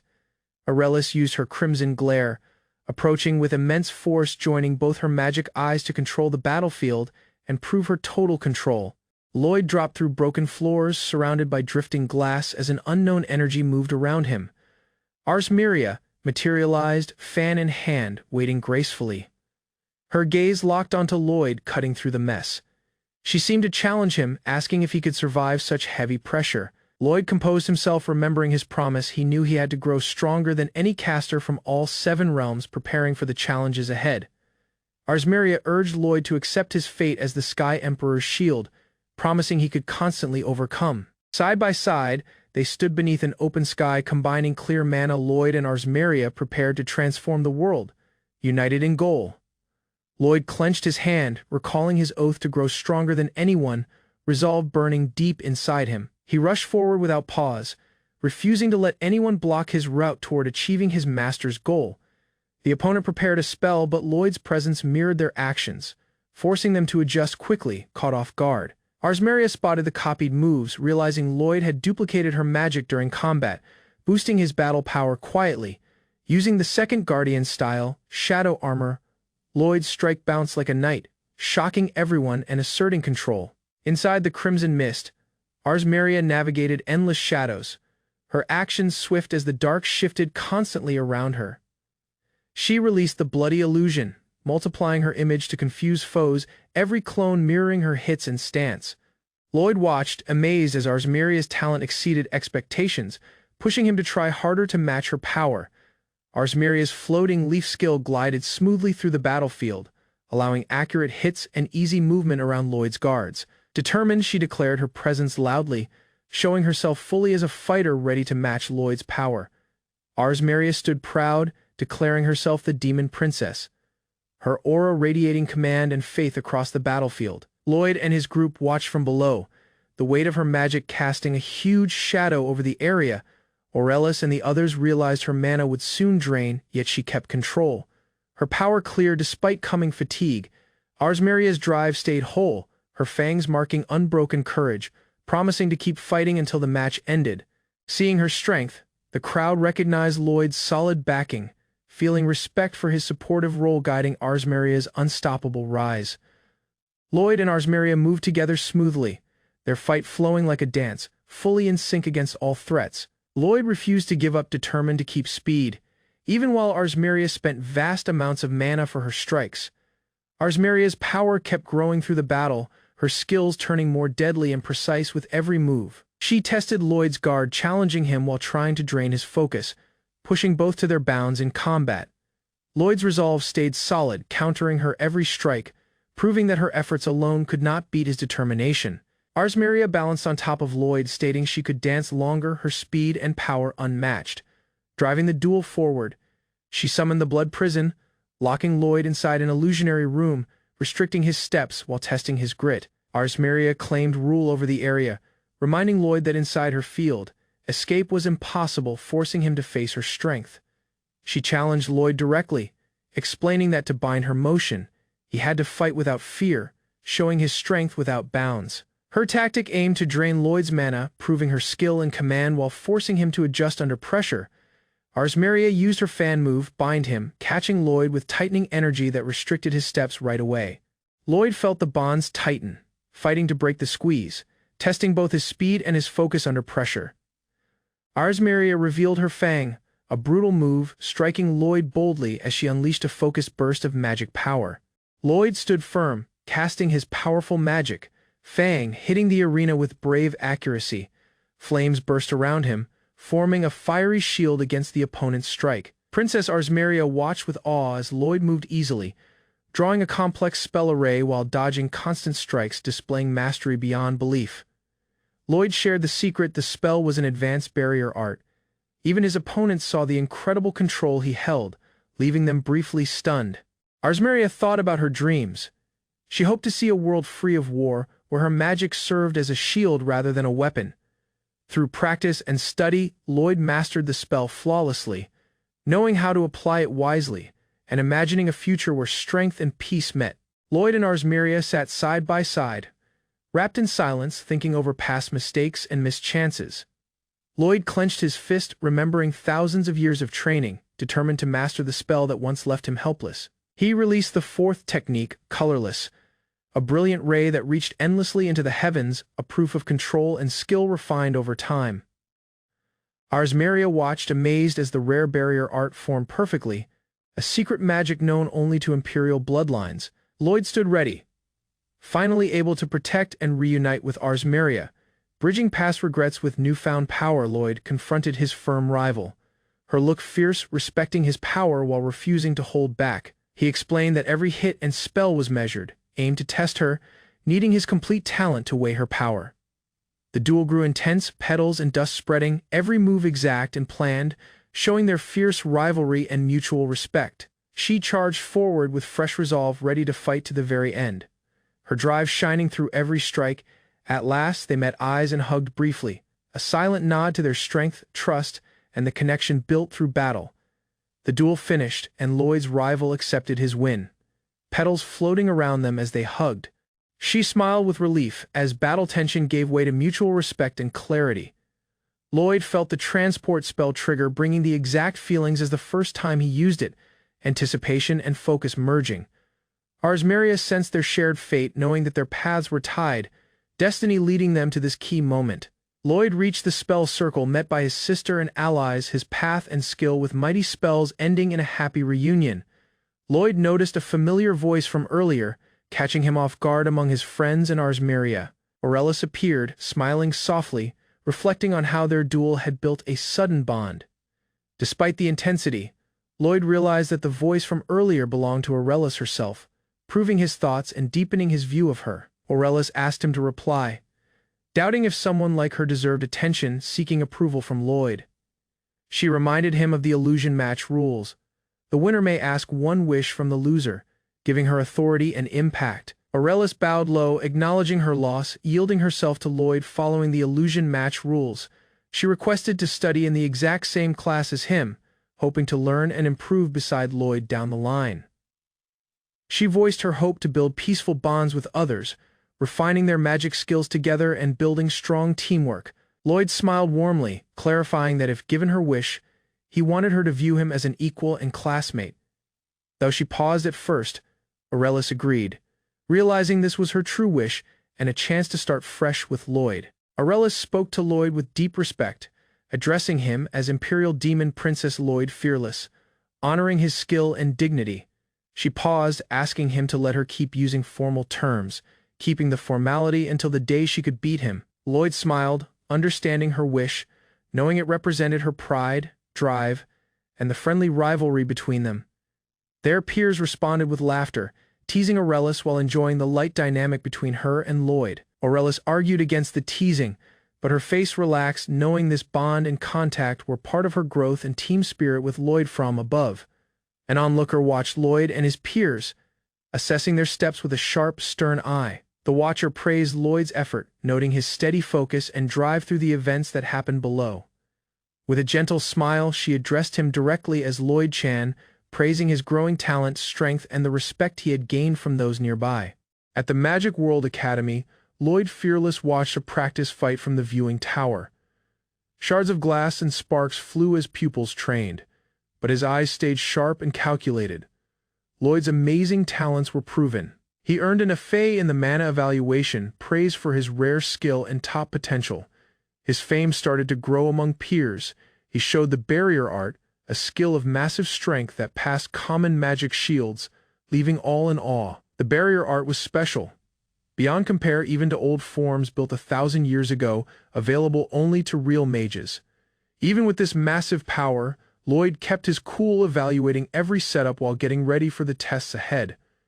Lloyd's modesty impressed watchers. He treated everyone fairly, even while showing amazing magic skills during academy practice sessions. The researcher analyzed the complex grid of links, tracing events and noting trends tied to the Silver Guard Knight.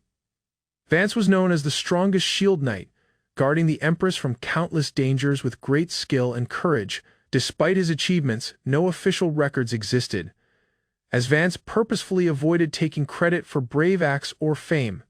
Inspired by Vance's history, the Watcher wished to meet someone able to shift the world with strength and sense. The Watcher kept studying Vance and the barrier art, eager to grasp the full range of his strength. Lloyd's power became clear. He held the skills she sought, able to shift outcomes with force and accuracy. Suddenly, Lloyd appeared before her, showing up with quiet authority, proving he had answered her call. She stepped close to him, expressing drive to keep him from turning into a simple pawn for any royal princess. A dark, heavier aura appeared, testing Lloyd's force and driving him to face a wish he had not met. The heavy aura of the unknown figure pressed against Lloyd, hitting him with mixed feelings and testing his focus. Outside, the magic school seemed calm, contrasting with the conflict inside, where hidden wishes and plans quietly grew. Lloyd paused, unsure of the path ahead, while thinking over the incredible powers he might gain if he won. Despite tired muscles from old fights, Lloyd pushed to keep going, showing grit and solid devotion to his team and goals. His growing fame pulled interest, and peers respected him both for his power and his skill to inspire others. Though alone, the person showed annoyance, fighting to handle feelings while Lloyd stayed quiet and watchful nearby. Lloyd's leadership traits were clear, peers respected him, believing he was ideal for guiding the school with trust and fairness. He accepted praise from peers modestly, feeling proud to be respected after showing skill and force in duels. A close partner asked him not to forget her, showing faith and a tight emotional link forming between them. Suddenly, Lloyd resisted outside pressure, claiming freedom while others watched, proving that he would not be swayed easily. Lloyd was surprised as Suri Denka appeared, noticing them standing in the corridor after their recent tasks at the school. Kanon shared she had made a snack, wanting to eat before leaving, showing care and kindness. Susiri watched the cooking, curious about the treats Kanon made, impressed by her talent and personal skills. The group praised Kanon for both her mind and hard work, noting her talents while she humbly brushed off praise. Kanon happily asked Lloyd for help with lessons and spells, showing sibling trust and shared support. Susiri Denka noticed Kanon's pride in her brother, smiling warmly and praising the link between siblings. Susiri Denka praised Lloyd for his fight skills, respecting his power and talent, earning respect and praise from the group. Lloyd felt happiness valuing the shared workspace and team spirit with peers, building trust and comfort. Susiri shared her doubts about matching goals, showing modesty while Lloyd reassured her of her talent and hard work. Susiri approached Lloyd with a task, giving him a duty as leader, highlighting their shared respect and teamwork. The guards outside waited patiently as the group prepared to leave, marking the start of a key trip. Susiri Denka ordered Lloyd and Kanon to come with her, representing the princesses, highlighting duty and trust in their lead. She planned to visit the Imperial Oni Princess Hiyori, focusing on talks and strategic contact with other royals. Lloyd, Uraha, and Ryan stepped into the grand dorms of the Oni Empire, getting ready to check the magic place. They were officially welcomed as reps, with Susiri Denka asking a meeting with Oni Princess Hiyori. The guards shoved open the massive doors, showing the complex halls inside, and the team walked warily into the unknown. As Lloyd walked forward, he felt a light chill, sensing the presence of another's mana nearby. Outside, a shaking princess sneezed from the cold, making Lloyd and his peers offer soft worry and direction. Susiri Denka walked ahead with Lloyd and the rest, thinking on her old tie with Oni Princess Hiyori. She recalled how she and Hiyori turned friends through early state meetings, finding bond in one another despite strict adult care. Uraha detailed how Hiyori, once a wild girl, had her mood lifted when she joined school, aided by Susiri Denka's steering. Lloyd agreed, silently worried for Hiyori's health, aware that her feeling of trap weighed heavily on her. Hiyori remembered being a lonely soul, and the news that someone remembered and cared for her felt almost magical. Lloyd observed Hiyori from a distance, weighing her possible thoughts of solitude and the mental weight she carried. Hiyori expressed thanks to Lloyd and Susiri Denka, valuing their work to call on her despite the tests. The team walked warily across the forest, talking about Hiyori's health and how a talk might be good for her. Guards claimed that entry was blocked, but Lloyd and the peers carried on.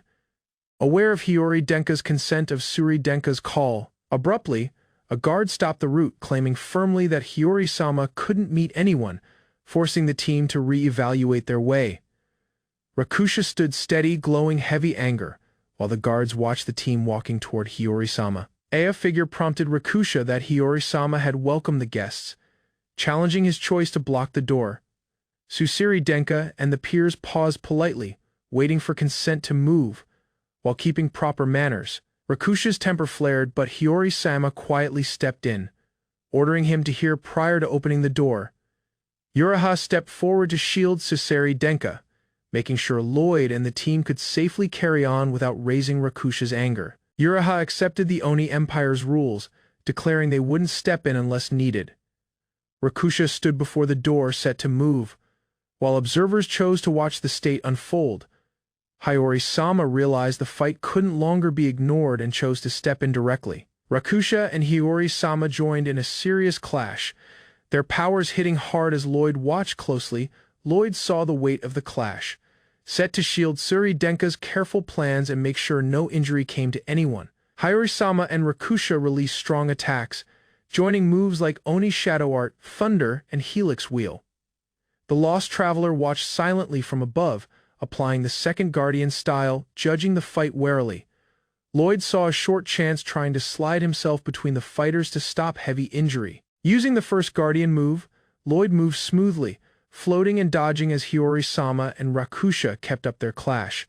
Lloyd focused on copying their mana to clear their moves, set to clear their powers and close the fight safely. Lloyd faced the active clash, asking how Rakusha managed to show up and halt their joint moves. Rakusha was shocked by Lloyd's block and demanded to learn why he came in the route. Lloyd realized Rakusha found it odd that a Sky Empire guard had shown up suddenly, doubting his presence. Uraha cleared Lloyd's power, detailing that he was the leader and had viewed key points others had missed. Rakusha accepted Lloyd's strength, seeing that the princesses knew and honored his skill, grasping the weight of his presence. Rakusha realized Hiyori-sama failed to accept Lloyd, which shifted his view on the state. Lloyd and Uraha quietly watched, grasping the meanings of Rakusha's thought. Rakusha named Lloyd as someone like a figure he had known. Linking the thoughts, Lloyd's presence was accepted as strong, standing firm despite his private thoughts or the stress around him. Rakusha chose he must step in to stop Suseri Denka from seeing the Oni princess without fight. The two guards met each other, both guarding their task while readying for a possible clash over Hiyori-sama. Lloyd sprinted fast, facing a foe that threatened the safety of Hiyori-sama. His hits were exact, showing the strength he had built as a wall knight. The leader weighed Hiyori-sama's joy, hoping she could have school life without needless risk. He aimed to ask her wishes directly to make sure of her freedom. Lloyd dared the rival team, asking whether Hiyori-sama ought to suffer war when her time at school could be quiet and shared with others. The foe claimed that the princess's fights were useless.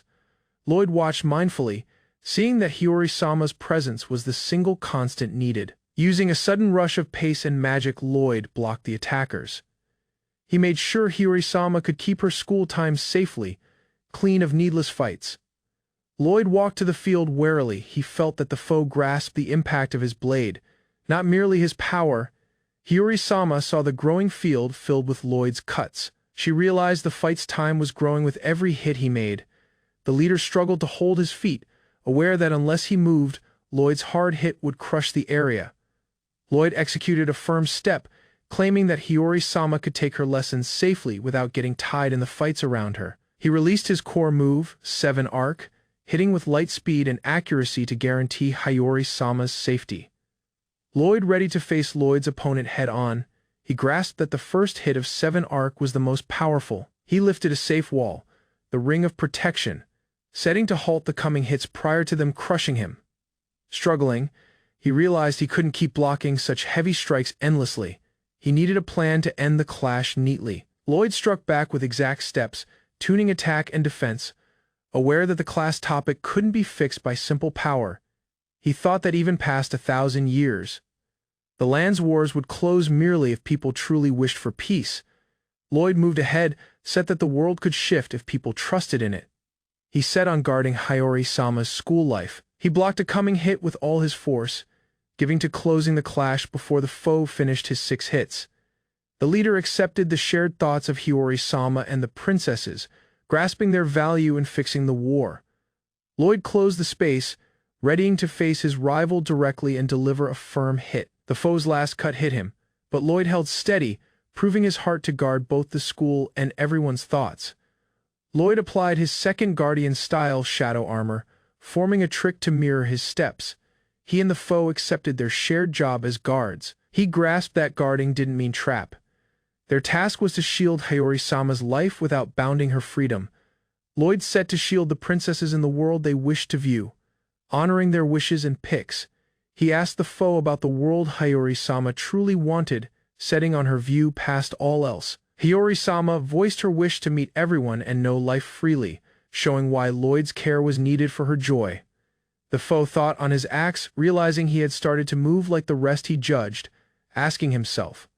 Lloyd gave to making the class a safe spot, leaning on Suseri Denka and the other peers to back him. He gave an offer of joint work to the foe, stressing that they could all help with Hiyori-sama's care.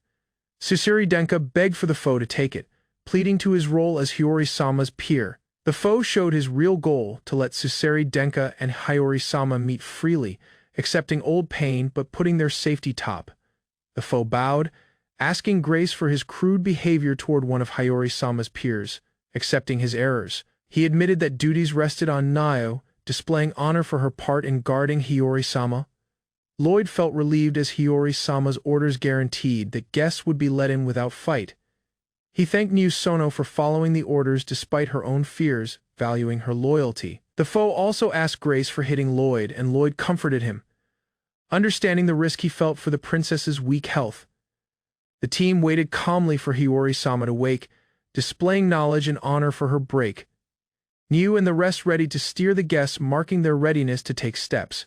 The team officially started guarding the guests, making sure of a smooth and polite entry toward Hiyori-sama. They arrived at Hiyori-sama's room, facing the princess quietly resting, marking the end of the fight and the safe meeting with her. Lloyd and the team walked down the cold hallway, sensing the growing impact of Hiyori Denka's mana. They made it to the door of a quiet room, the airtight as Suseri stepped forward, waving them inside. Hiyori woke from her sleep, rubbing her eyes, slowly spotting Suseri and the known team before her. The girls traded wary smiles, seeing each other's shift since their last meeting. Hearts silently joining again. Lloyd watched silently, realizing their meeting marked the start of a fresh trip with peers and classmates. Hiyori greeted Lloyd and the team, seeing the clear path of his uncolored mana. Lloyd knelt, presenting himself as the leader, shocked that Hiyori could feel uncolored mana. Suseri agreed to a private talk with Lloyd, stepping aside to let the two speak. Kanan and the rest left the room, offering Lloyd and Suseri a quiet place for talk. Suseri leaned near to Lloyd, teasing him that even alone, he could do anything odd. Lloyd saw Hiyori coughing lightly. She comforted him, masking her state while keeping quiet composure calmly. Hiyori feared her state might worry Suseri, asking Lloyd to keep her signs hidden from others nearby. Lloyd realized Hiyori's cough wasn't sickness-tied, grasping her quiet alert and the value of managing her mana spill.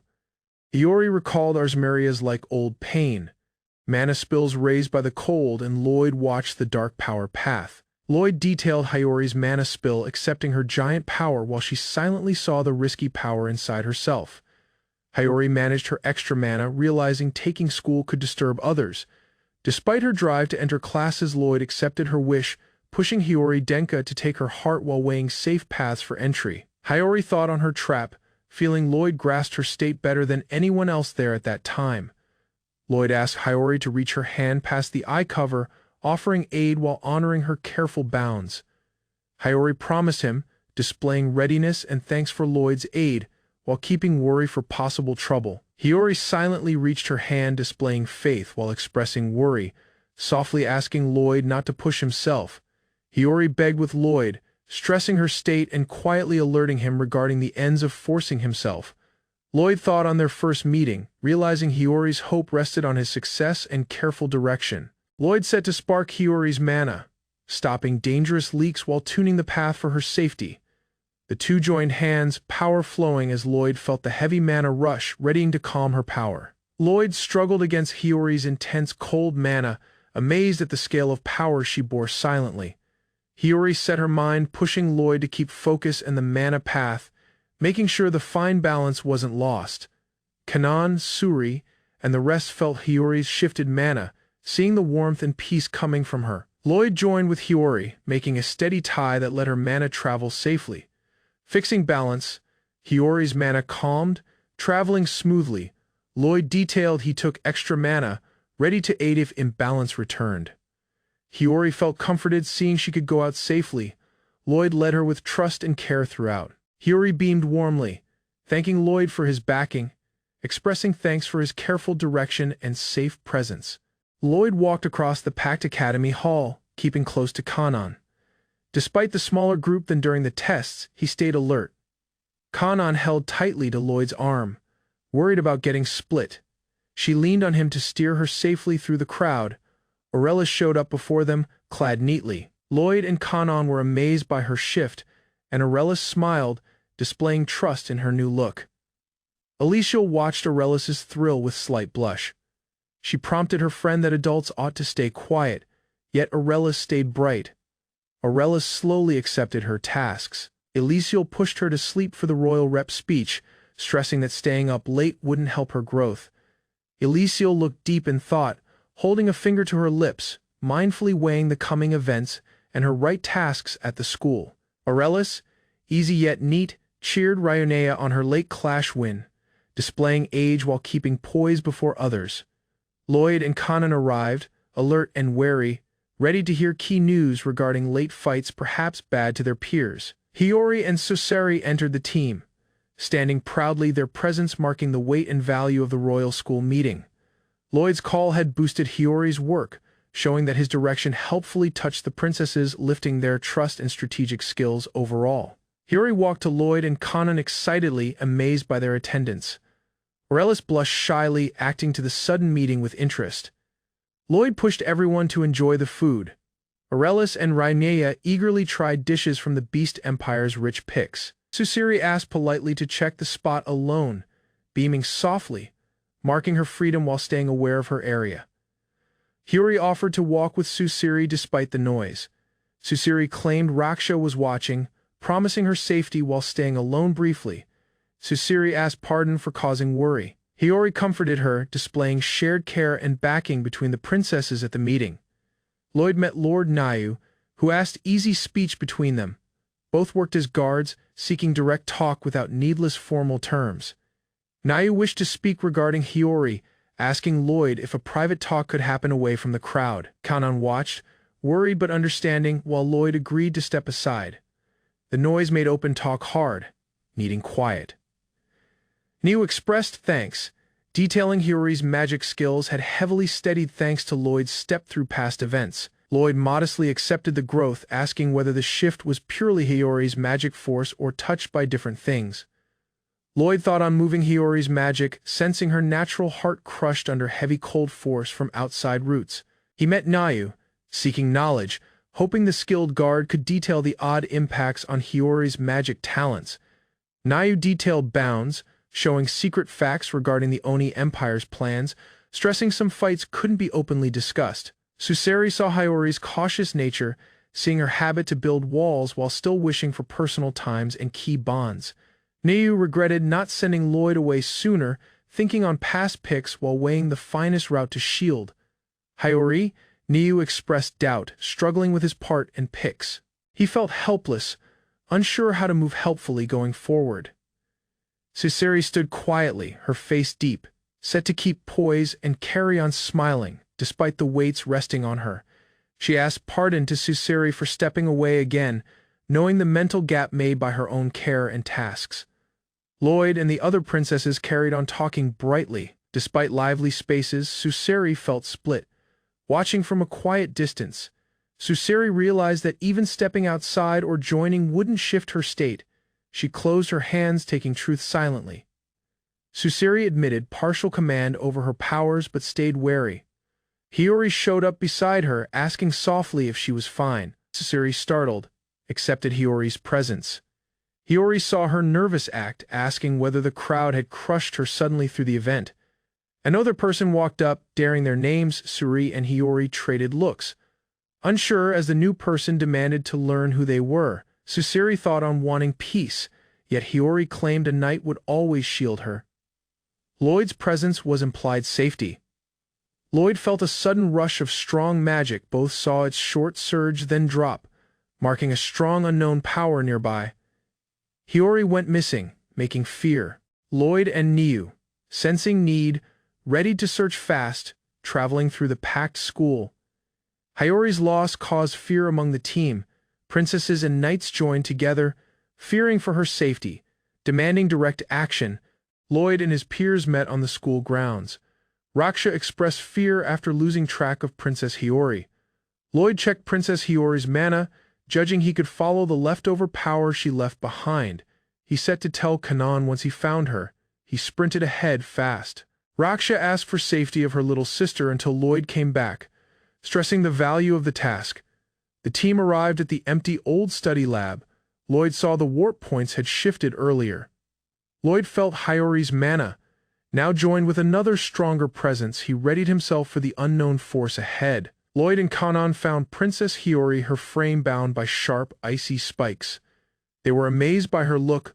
Lloyd named the root of her pain as the ogre god Isesno Yaksha, whose power radiated dangerously. Nayu identified the ogre god right away, recalling meetings from the past. The air around them shook with stress. Nio launched a strike toward the ogre god. Lloyd tried to step in while memories came back, showing old fights. Princess Hiyori's face shifted as her held thoughts came up. She confessed that first she hated the person now shielding her. Princess Hiyori thought on her past, remembering how she had been loved by many and offered anything she wished. She realized the truth of her trap. Despite looks, she was not allowed to walk outside.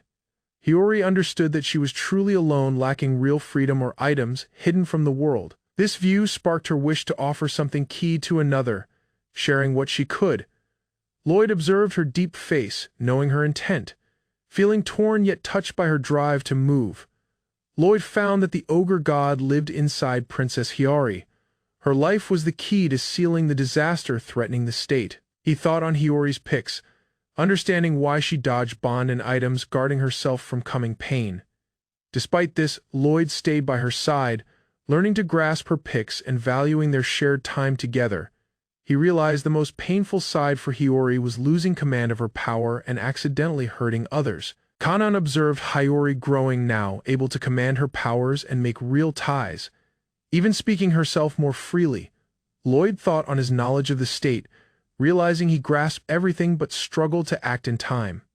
He remembered his oath to shield Princess Hiyori, feeling the weight of his drop as her life hung in danger. Tears ran down Lloyd's face as he begged others to save Hiyori, frantic to stop the disaster.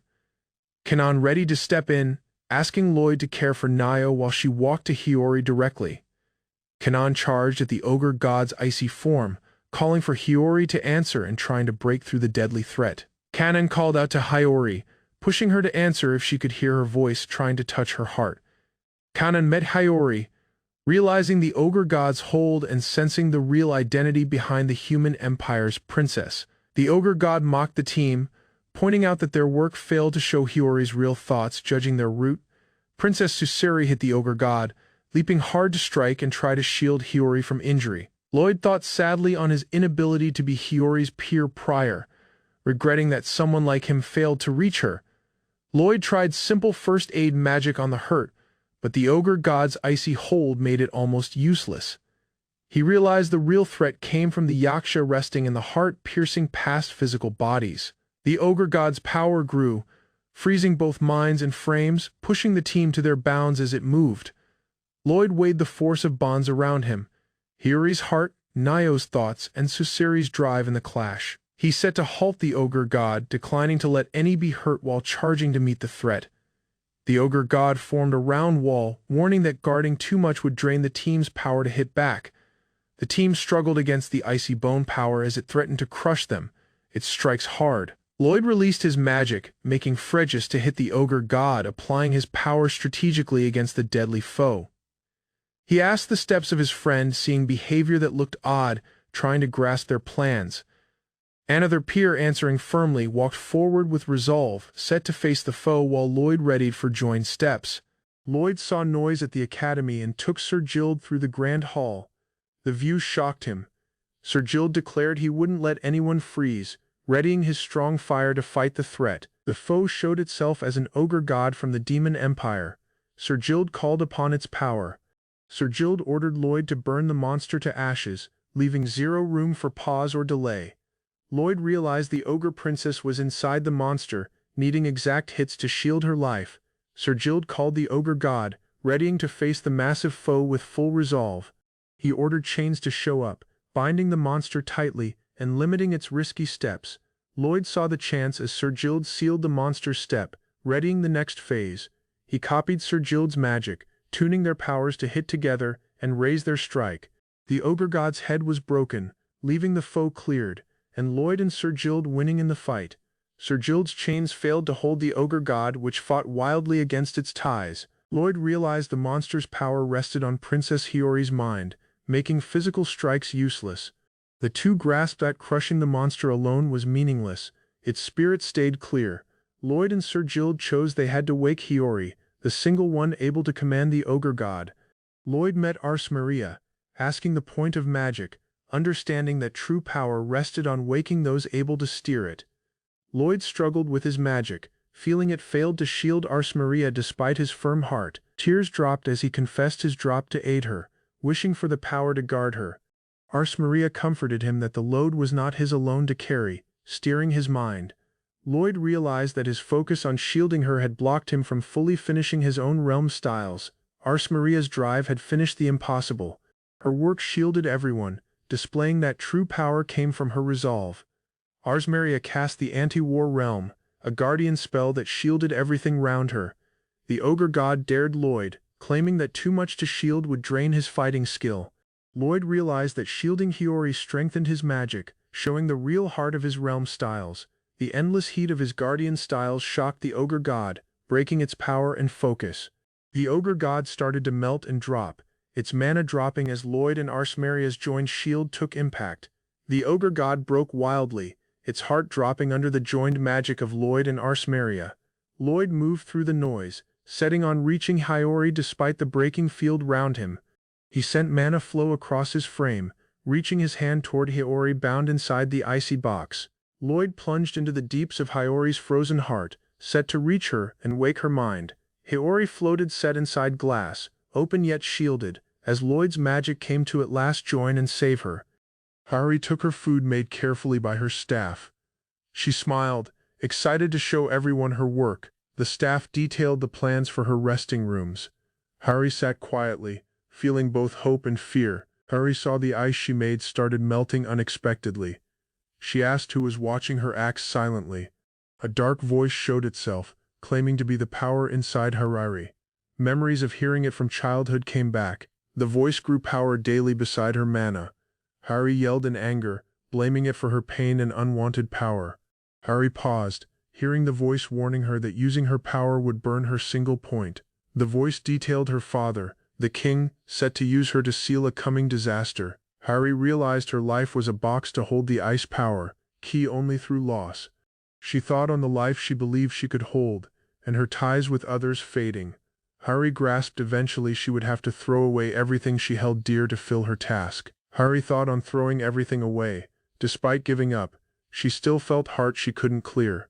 Floating in dark, Hiyori asked why the leftover thoughts stayed, despite her try to leave personal ties. Hiyori remembered reading books daily.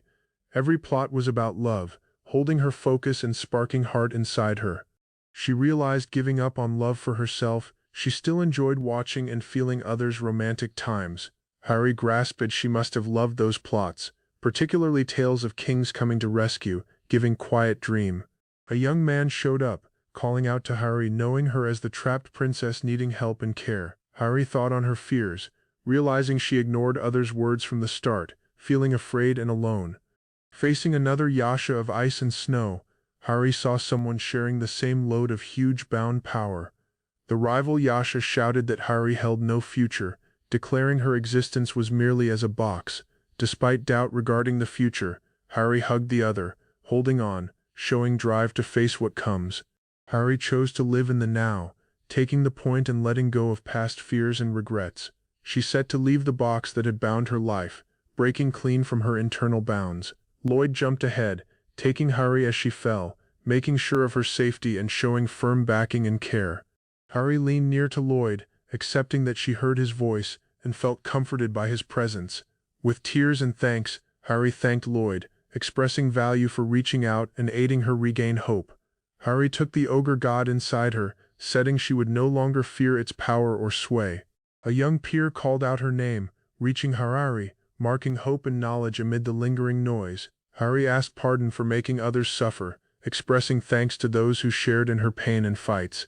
Suru walked to Hiyori, knowing the tie and shared times, showing care and mutual knowledge between peers. Hiyori confessed her thoughts, detailing why she held back, and realized she ought to have leaned on Suru. Hiyori asked pardon for failing to grasp Suru's real thoughts, and asked if she deserved to be with her. Hiyori reached her hand, voicing a wish for shared knowledge, wanting to learn more regarding Hiyori's times. Hiyori, sad and tearful, promised to talk more with Suru, accepting that they were now in the same class. They hugged, finding comfort and peace in one another, fixing a bond built through shared fights and faith. Hiyori took clothes from another peer, feeling thanks while tuning to regular school life outside the past loads. Hiyori asked pardon for making noise during the entry party. Lloyd comforted her that thankfully no one was hurt. Lloyd thought on Harry holding the ogre god, even without knowing, stopping damage while shielding everyone round her. He softly asked if Harry remembered her hit person, knowing the trauma and pain of recalling the bad events. Harry voiced worry, feeling as if her mind had been shifted, though she thanked Lloyd for understanding. She admitted doubt regarding why the state happened, but saw the clarity it brought about, fixing bonds. Lloyd concluded that someone in the academy held clear bad plans, and their care would be needed moving ahead. Lloyd and Canon came to the Magic Academy early. The courtyard was empty, echoing quiet steps as they walked. Lloyd remembered the past day when a sudden threat showed up, testing his heart and showing hidden risks round the school. Inside the school, Lloyd turned a spot and was suddenly met by a secret figure. Shocked, he recognized a known presence. The figure hugged Lloyd, voicing comfort and thanks for his care.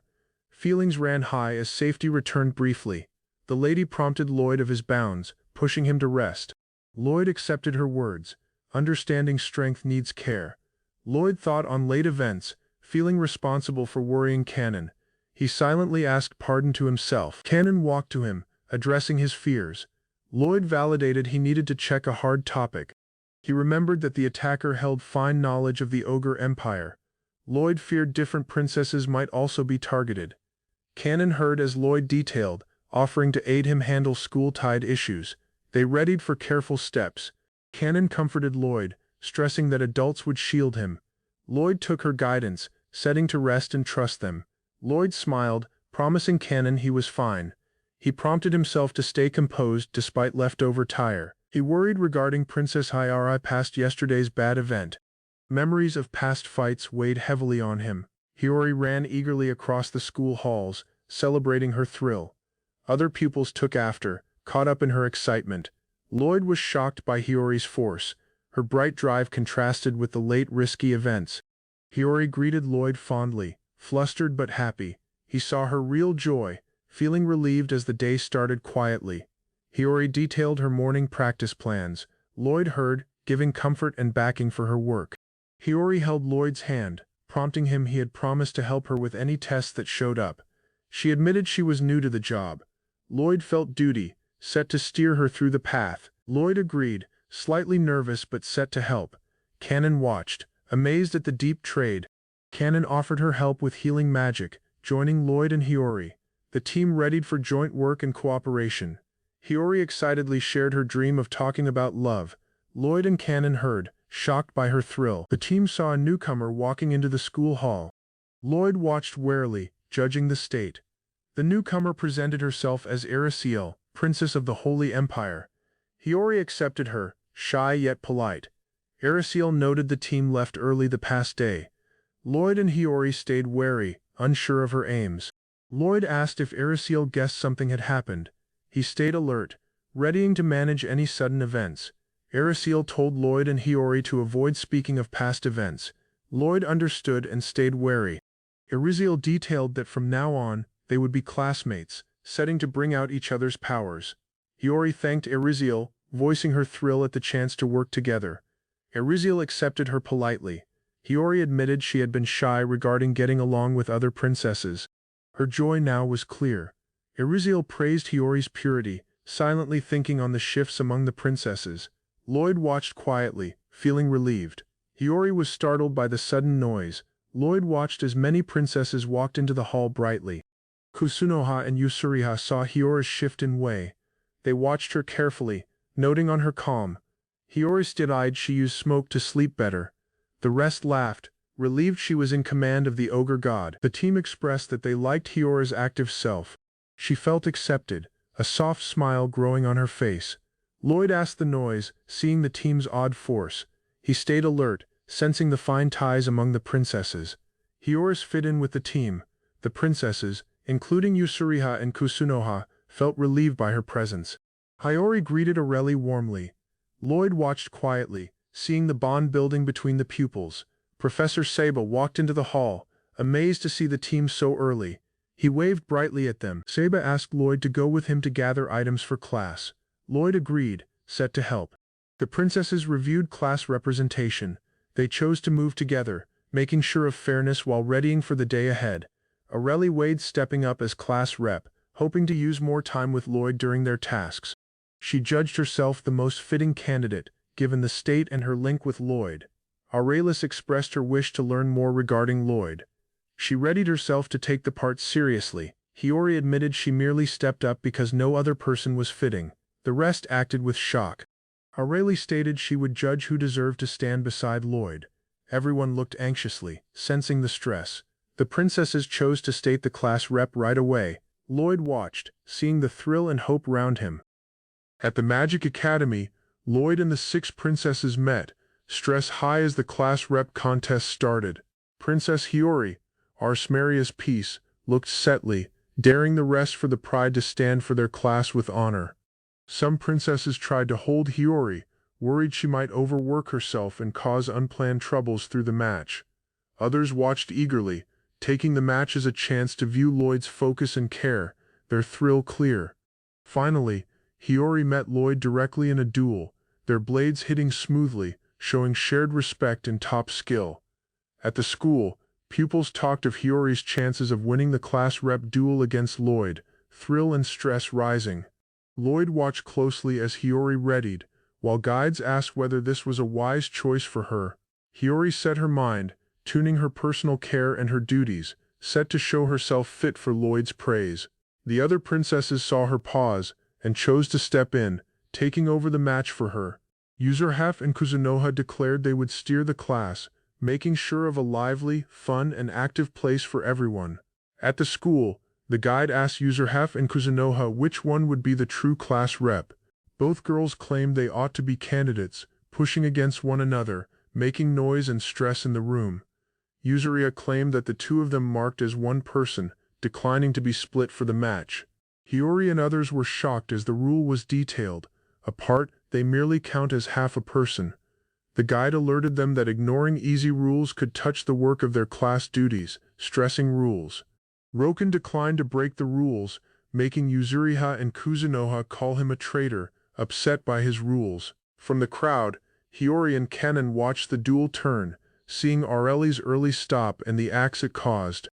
Kennen blushed shyly when asked regarding her join, slow to step forward while others teased her. She politely said no, detailing that she would set on her brother outside of class, putting him top. Hiyori voiced curiosity regarding Kennen's thought, asking for details later, keeping the room stress mixed with soft interest.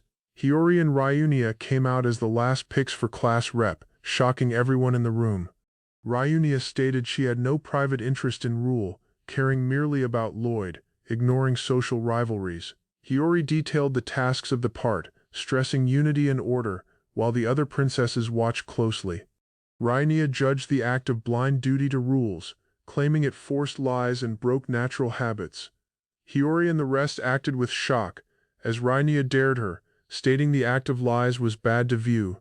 The school's directors alerted Ryunia that more insults would disrespect the Holy Empire, claiming order in the room.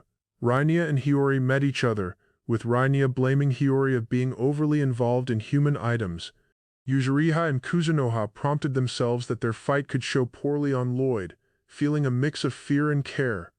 Kanon acted hard to the match, shouting "brother," as the stress grew between the princesses and candidates. Suri arrived with weight, asking what everyone was fighting about, trying to bring back order and clarity to the messy state. Suri stepped near, prompting everyone that Lloyd and the professor were still busy, and their aid was needed.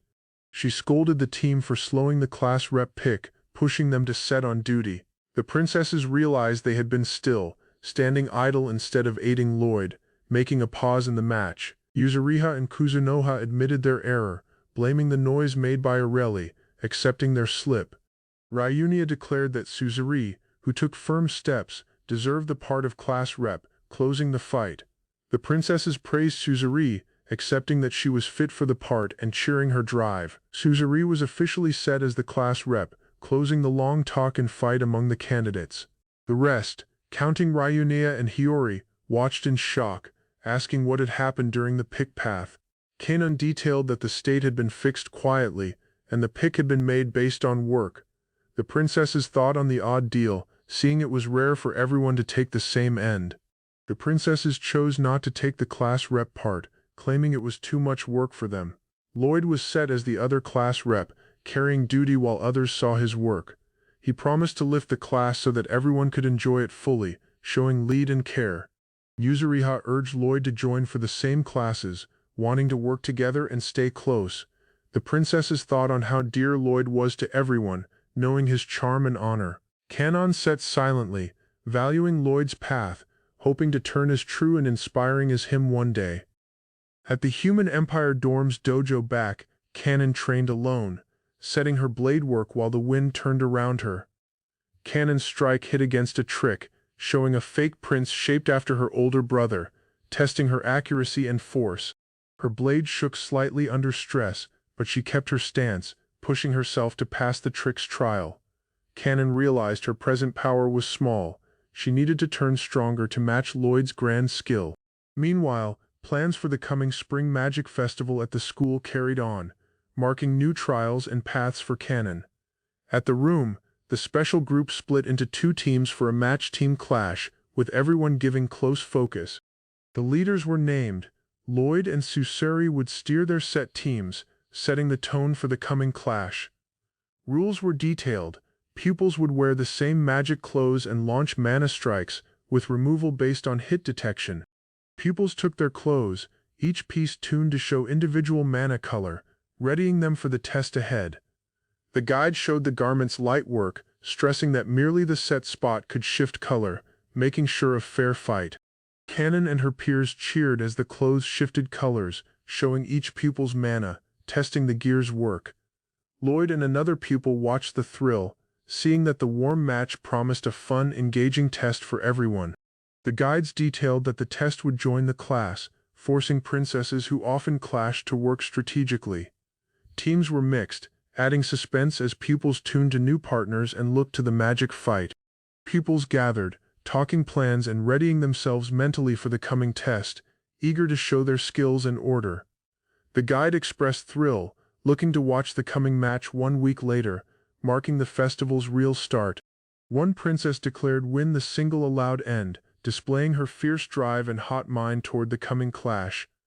Other pupils expressed joy at joining together, enjoying the chance to work and build bonds prior to the match. Kanon readied herself, set to help fully and work as a team to maximize their chances of success. The pupils together set their eyes on winning, tuning plan and teamwork while honoring each other's skills during practice. Kanon stated the plan, setting Rian and Savine to ambush spots while watching foe steps with accuracy. She detailed the strike team shape, showing where each of the 5 left pupils would step ahead and hit. Roken and Sir Dago were set to scout, though one pupil expressed doubt regarding their work in this part. Kanon asked whether being on the front lines was smart, judging risks for herself and her team. She stressed lead, prompting the team that true leaders share duty and never leave team to fight alone. Kanon asked the plan, worried that running without fighting might risk loss the point Susuri was hit. She observed the team silently, seeing that Renia showed no doubts to the plan, keeping a quiet presence. Renia admitted she had been bored and had fallen asleep, showing an easy mind toward the talk. Kanon paused, weighing how to move while tuning her own skills with the team's strategic needs. Cersei detailed Kanon's powers and flaws, clearing that clashes relying purely on mana were not her skill, steering spot choice. Kanon asked the team to pick between winning or standing out, stressing the value of making a clear choice. The peers deferred to her lead, agreeing to take whatever plan she finally chose for the match. Kanon paused, aware of the stress and duty, unsure how to tune spirit with practical force. Uraha comforted Lloyd, advising care and seeing that Kanon had been forced into such picks prior, showing her skill. Kanon thought on Susuri's work, understanding that being in charge meant taking duty and acting for the good of the team. Uraha suggested letting Kanon move freely, trusting her judgment and skill as a leader in the team. Lloyd thought on his past, recalling the weight of duty when first joining the King's Royal Guard. He saw that the team kept having issues, while remembering the time he first met Arsmeria. Kanon stayed calm, trying to lead and stop the team from rising into noise during plans. Despite some members offering heavy plans, Kanon stayed set, understanding that lead meant keeping control and careful strategy.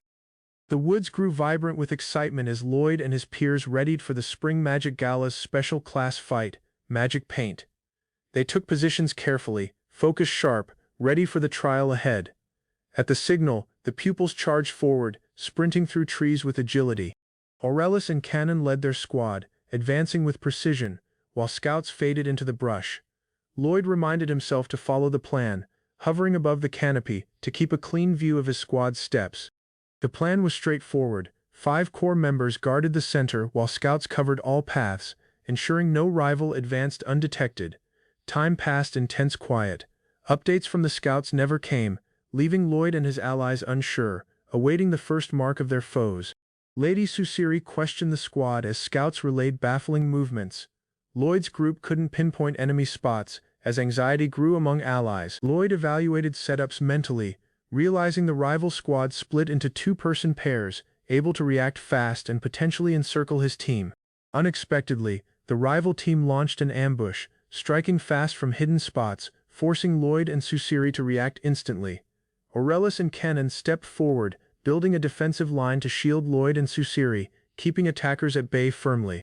The rival released magic beasts, doggos, from hiding. Lloyd and the squad braced themselves, preparing to counter the sudden strike. Aurelius noticed magic doggos charging suddenly. Cannon warned the squad. Susiri readied defensive magic to clear the incoming beasts. Aurelius needed to thin the beast spirit's ranks first. Susiri struggled managing them, while the twins watched warily nearby. Aurelius raised her palms, summoning magic rings of command. She aimed to master the wild beasts efficiently. Lloyd realized the beasts were a bait. The foe aimed to divide him from Susiri. He prepared to rush. Iria tagged Aurelius, signaling help arrived. The group gathered fast, answering the sudden ambush with coordination and speed. Aurelius and Hiyori arrived unexpectedly. Aurelius demanded explanations from Renunia and Alphonse. The squad regrouped urgently to shield Susiri. Susiri faced hostile forces alone. One squad member held them back, while the other ensured she survived the chaotic battle. Lloyd realized his setup was broken. Despite careful setup, he readied to intercept foes and help Susiri immediately. The ambushing twins appeared suddenly. Their strike caught Susiri's allies off guard, forcing them into defensive moves. Aurelius detailed the plan clearly. 2 members executed ambushes while others cornered Susiri, securing tactical advantage for their team. Lloyd confronted Dumulus, questioning her moves. Aurelius faulted his predictable habits. The group braced, analyzing setup and enemy spots carefully. Dumulus shared her logic behind the ambush. She meant to offer Lloyd's team perspective, letting them grasp her strategy. Lloyd moved cautiously, gripping his blade. His eyes searched for openings while reading the twins' ambush spots, getting ready to strike. Dumulus's foe cast a spell on their blade, gathering magic power for a strong offensive hit in response. The blow landed suddenly, forcing Dumulus to dodge. The team answered instantly, adjusting their actions to counter the unexpected hit. Lloyd focused on his blade, resolved to defeat his opponent. He deemed the weapon adequate for the coming blow. Aurelius watched from afar. She worked out Lloyd's spot, and realized her joint attack could force enemies to reveal positions. Lloyd finished his calculated strike, searching for hidden foes. His idea seemed flawless, yet he felt hidden peril remaining. The rival faced Lloyd, stating that his routine actions enabled counter-strikes. Aurelius's input showed flaws in battle choices. Lloyd accepted Aurelius's point. Both understood that in real warfare, reading each other's moves shaped tactic execution. The twins cheered for Lloyd. He gripped his blade, reminded that this was a game, yet stakes felt real. Lloyd's strike pressed on. Star sword art, glittering stars cut paths through the woods, aiming to uncover every rival spot. He searched carefully, expecting no safe haven. Lloyd's design felt solid, but he stayed alert for surprises hiding nearby. The rival faulted Lloyd's style. Aurelius reminded him that routine moves let the foe counter and anticipate tactics. Lloyd executed Guardian Arts, first form Nagi. He moved forward boldly, combining plan with forceful swordplay in the clash. Accepting the test, Lloyd took up the leader role. He rushed ahead, shouting to fight, determined to reply in kind. Lady Susiri launched a rapid strike using her Star Sword Art North Star, while Lloyd blocked using a round shield. Susiri noted that her form and slashes were flawless, yet the opponent's guard stayed intact. She felt hesitation sneaking in, questioning her capacity to lead the squad effectively against formidable foes. Support from her allies offered Susiri fresh focus, sparking her resolve to push forward with talent. The squad cheered for Susiri, honoring her bravery, lifting her spirit, and deepening the ties between her and teammates. Lady Susiri received praise from her teammate, motivating her to charge forward with fresh resolve. She noted that leaders bear heavy burdens owing to the people who back them in every fight. Images of past leaders who cared deeply for their allies showed Susiri why she respected them. She realized her primary goal was to act in the present and offer her best for her team. Susiri delivered a mighty moon sword art half-moon blow, merging focus, skill, and backing from her allies. Lady Susiri moved unexpectedly, her sword technique completely fluid and impossible for Lloyd to predict. She confessed she wasn't as skilled as her elder brother or Lloyd, but ready to fight regardless. Susiri focused on the teammates who relied on her, carrying the weight of the moment. With restored faith, she delivered moon sword art gibbous moon, focusing her power and resolve. The nearby allies stared in awe, respecting her talent and the massive force she wielded in a single blow. Susiri understood that even a tiny start could expand into endless options through effort and focus. Her duty and firm drive changed her sword into a real weapon, showing her devotion to duty. Allies admired her bravery, praising the princess for her resolve and motivating aura in battle. Her force came from fighting for others, drawing power beyond personal bounds to shield and assist. Lloyd accepted that he also had to act firmly, grasping that unit work and resolve can alter the course of events. Susiri evaluated the state calmly, noting that the clash had grown beyond expectations. She readied to act, signaling the start of a firm counterstrike against her foe. Lloyd knew he couldn't match her talent even by enchanting his blade, looking for an opening instead. Susiri hit with accuracy, compelling Lloyd to react defensively as her sword talent overpowered him. Lloyd was shocked to see a familiar blade show up. Recognizing it and doubting its presence in combat, Lloyd seized the sword, shocked by the sudden pull toward it, feeling a secret force inside. He looked up to see Susiri advancing, her actions sharp and measured, showing complete command. Released from limits, Susiri's aura made Lloyd understand the huge test ahead and the blade's weight. He saw that the weapon and its force could shift the fight's course, calling for immediate steps. Allies called out to Lloyd, feeling peril, while he prepared to reply, aware that something was wrong. Susiri leaped into the air, her blade cutting through space with incredible speed and force, forcing Lloyd to guard. Lloyd froze as he saw a dark shadow holding the blade, his mind racing to grasp the unexpected presence. Lloyd advanced warily through the woods, his actions odd and rigid. Cannon noted his empty stare and strange aura. He kept walking without hesitation, as if sleeping, yet perfectly steady with his spear. No flaw showed. Cannon struggled to gauge Lloyd's speed, understanding he moved faster than any rival she had fought prior. Every blow from Lloyd held massive power, far past a match, as if he were a war master held back before. Suddenly, Miria arrived, panicked, calling for her brother. She sprinted forward, observing Lloyd's relentless push with rising anxiety. Miria reached out, shocked that Lloyd rejected her magic link, breaking their regular mental bond surprisingly. Cannon watched from afar, thrilled and anxious, understanding this minute marked Lloyd's complete awakening as Guardian Vance. The earth cracked violently under Lloyd's steps as he unleashed power that sent shockwaves across the field. All nearby ducked naturally, shielding themselves, as the soil shook and rocks flew around them in fear. Hiyori watched closely, noting that this wild power was not a domain art but Lloyd's raw battle force. The squad saw a barrier blocking their line of sight, preventing them from viewing Lloyd's match directly. Cannon and Miria understood even Dragon Princess's mighty strikes couldn't pierce the wall, showing its incredible strength. The soil shook violently as fissures formed, marking the immense power Lloyd released inside the closed space. Inside the dark area, Lloyd stood ready, aware of being trapped but ready to face the unknown, heavy energy. Watchers noted Lloyd's battle lacked his classic grace, and the mana coming from him felt foreign, unlike his regular manner. Lloyd's look was blank, his restraint completely lost, leaving him lethal and unpredictable on the field. Cannon understood his gear reacted to external magic, spreading over his body, tied directly to the unknown spear. Cannon charged, attempting to hold him back from hurting anyone, but Lloyd struck with massive power, barely held back by her move. In a rapid turn, Lloyd and Vance stood face to face, mirrored and tense, their stances reflecting old training and ties. Lloyd, now fully aware, quietly spoke to Vance, clarifying his presence and goals. offering clarity and peace to the team. Lloyd looked bewildered, wondering why he was in the same odd venue again, sensing a dark aura drawing near. Dark tendrils grew from the shadows, reaching toward him as he fought to keep command and focus. Freed faced Lloyd, noting the massive malice and feeling overwhelming him, mirroring a deep personal fight. Lloyd, caught between fury and panic, understood he was at risk of being consumed by the dark around him. Cannon leaped forward, hitting with precision to halt Lloyd's wild movement, clashing with his power and reclaiming brief balance. Cannon fought to hold Lloyd, but he refused to release the spear, resisting all her attempts. She cast a moonsword art move, striking with a crescent-shaped blade, seeking to stun and shift him. The dark drank her light, making her realize her hits were useless against the rising energy overwhelming Lloyd. She calculated that relying on raw power would fail, considering disenchant magic to weaken the dark magic. Cannon concentrated, remembering the hidden royal method able to cancel magic, hoping she could execute it in time. Cannon stared at Lloyd, stunned by his blank face, feeling the huge dark force still consuming him.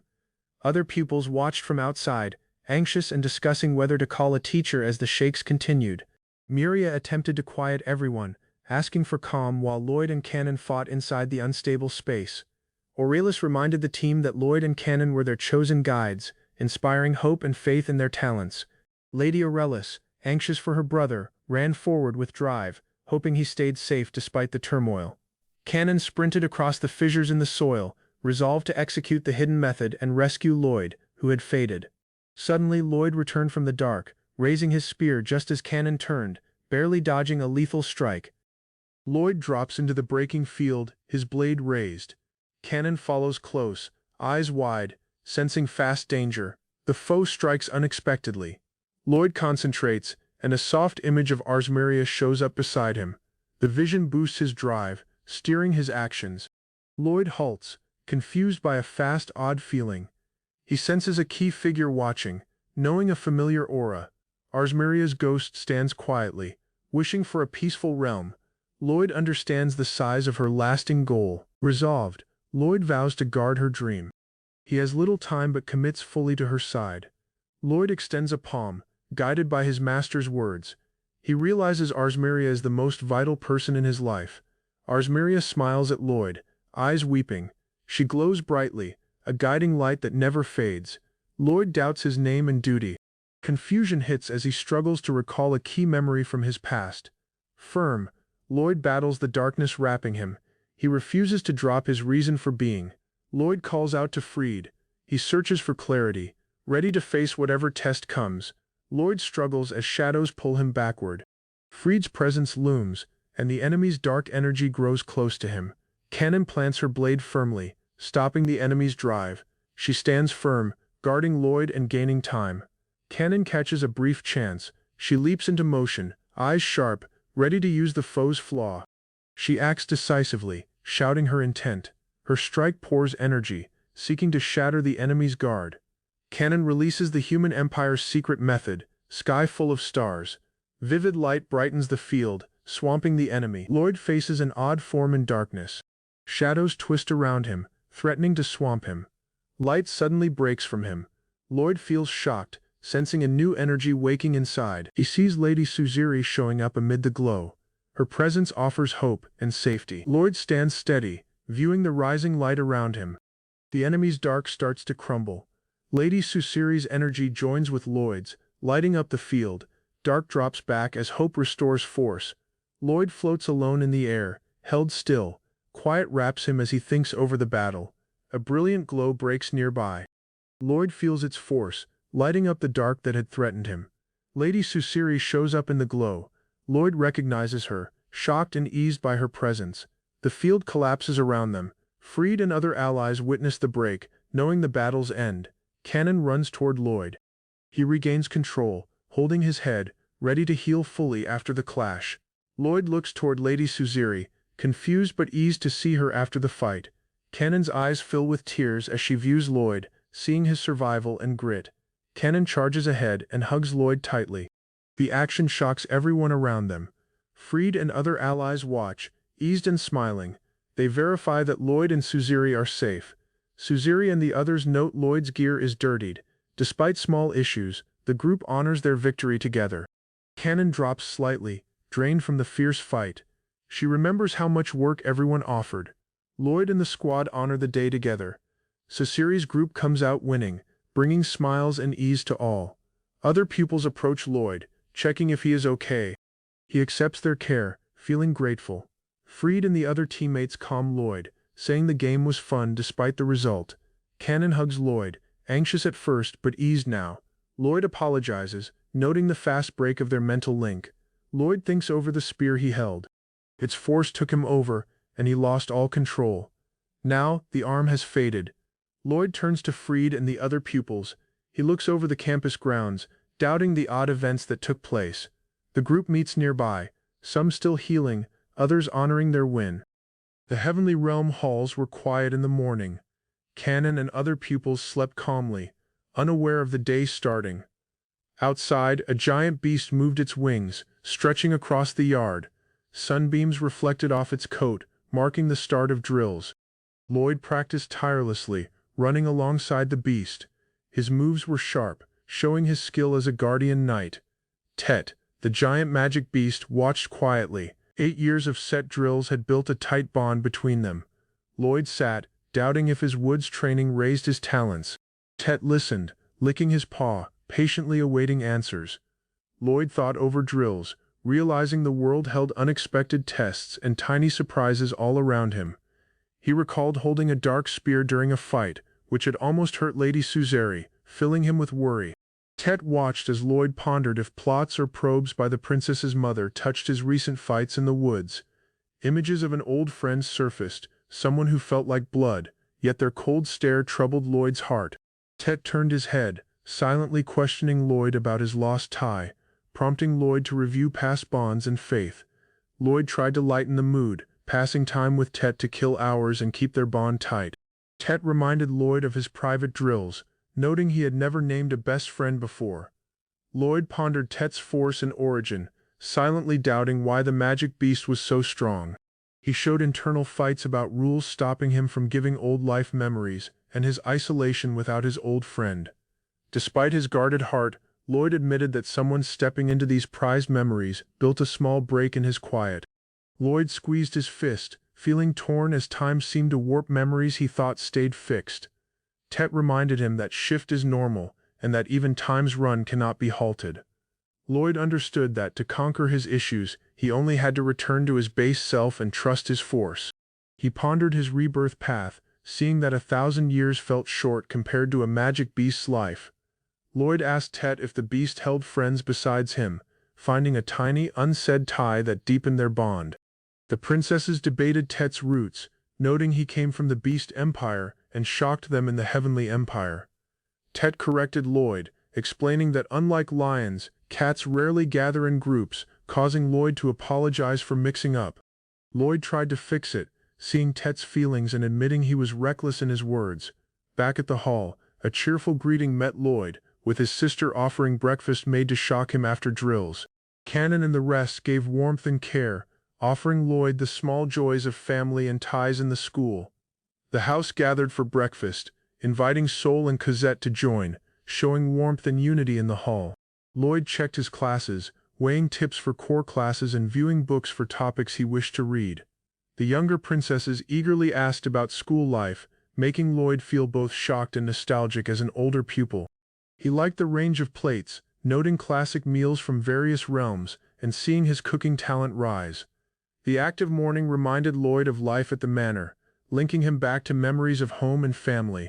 Lloyd felt overly soft after a recent event, understanding he had to regain calm and focus on daily life. He listened to the princesses thrill, promising to show them every spot on campus during their next trip. Miss Raksha showed up, reporting on the odd magic used the previous day, showing her serious stance on the probe. Lloyd and Raksha agreed to keep probing the state, both resolved to find the root of the magic. The magic used matched the same energy used in the capture of Princess Hiyori, deepening Lloyd's fear for her safety. Lloyd realized a single foe targeted the princesses, seeing the threat was skilled in high-rank spells.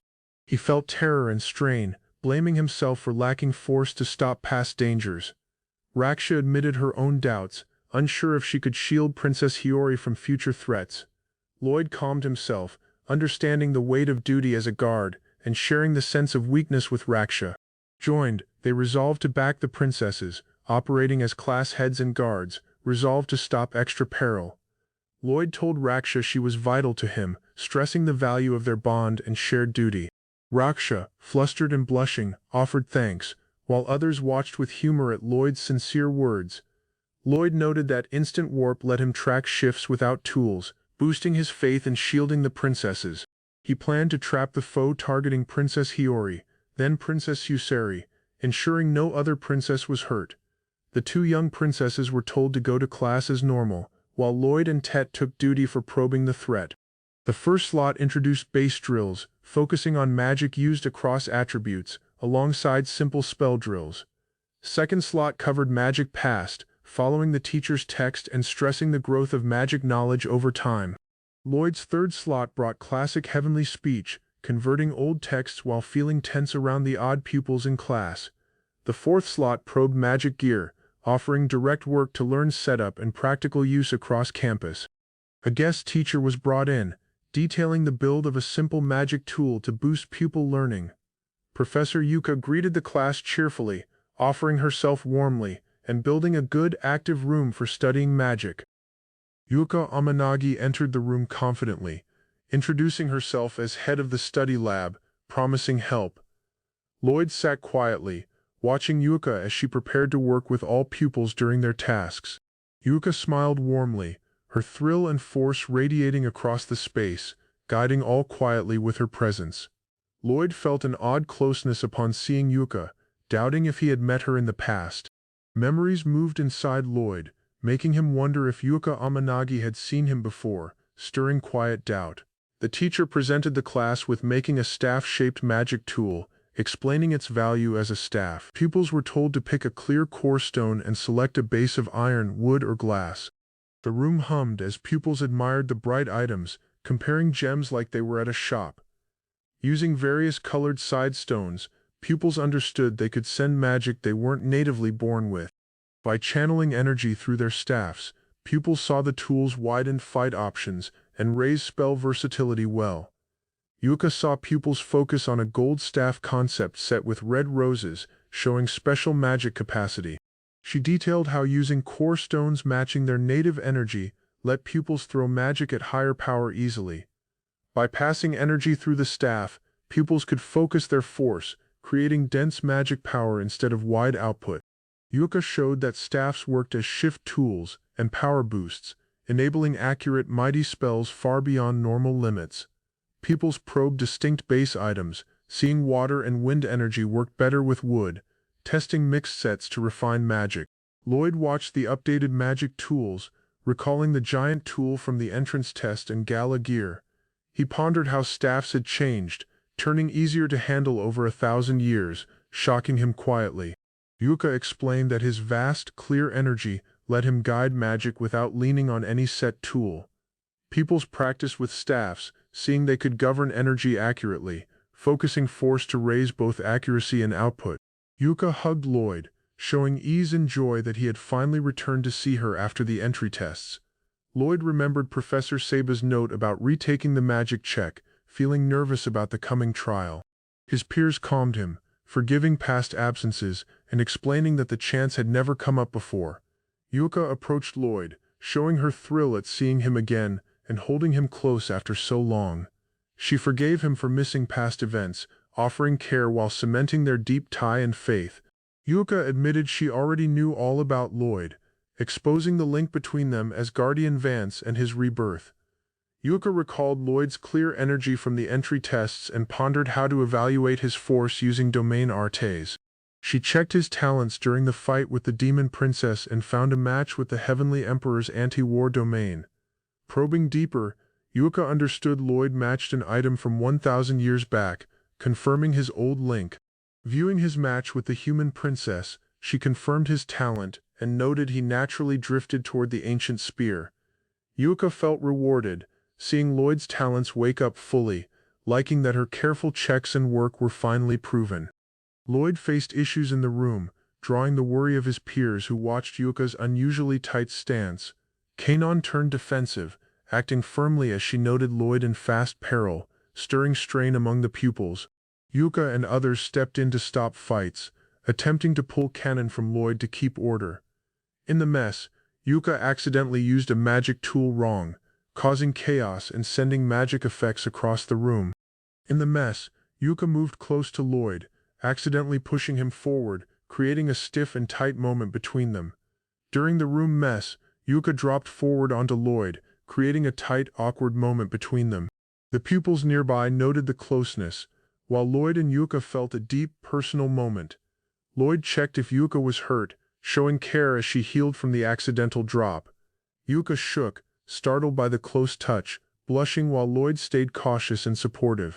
Lloyd made sure she was fine after overworking herself with magic, easing her flustered and spinning state.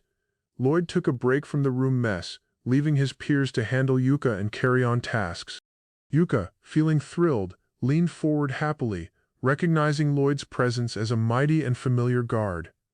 She accepted that the spear had been useful to him, liking his talents and the tie it showed. A dark form, Dean, showed up in the door, silently watching events, adding strain to the otherwise active scene. Dean told Yuka to keep manners while speaking with Lloyd, reminding her to hold her actions in check.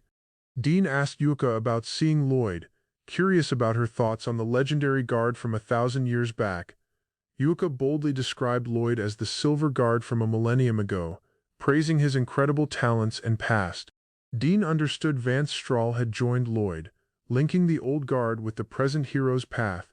He addressed the Heavenly Emperor formally, shutting his book and stressing the weight of Lloyd's link with the ancient, honored guards. Lloyd, Cannon, and Miuria stood outside the school, seeing strain in Miuria's look. She seemed unusually drained after recent probes. Miuria checked magic data from Lloyd's uniform, analyzing potential threats. Her research hit a key stage, linking recent odd cases. Lloyd pondered cautiously on the recent calm, noting the lack of strikes during the gala. He stayed sharp despite ease. The trio viewed the campus grounds, seeing the dean had returned. Miuria hoped to update him on recent shifts. Lloyd and the women debated the dean's trait, noting he had been away during tests and events. Questions stayed open. Lloyd learned of the dean, known as the kaleidoscope prodigy. The dean focused on anti-war study and rarely showed up openly. Miuria checked the staff list early to narrow down potential targets. Lloyd and Cannon watched her detailed work. Miuria hugged Lloyd and Cannon tightly, showing care for them. She reassured them even if she came home late. The three readied for the day, with Miuria urging the youths to focus on school while she managed duties. Lloyd joined in gym class, led by a teacher. They trained their bodies to back magic skills well. The pupils lined up for physical drills, splitting into pairs for 3 workout sets. Lloyd checked for a partner missing today. Lloyd saw the missing Roken and weighed who he should pair with, feeling unsure about the drill ahead. 2 pupils offered to pair with Lloyd, including Jild, showing readiness and thrill for drills. The pupils showed skill, jumping and planning. Lloyd watched strong methods while seeing weaker ones left out. Suddenly Princesses Kuzunoha and Yuzuriha showed up, running to Lloyd with thrill, shocking him and the other pupils nearby. Lloyd met Princesses Kuzunoha and Yuzuriha, shocked by their fast presence at the drill grounds.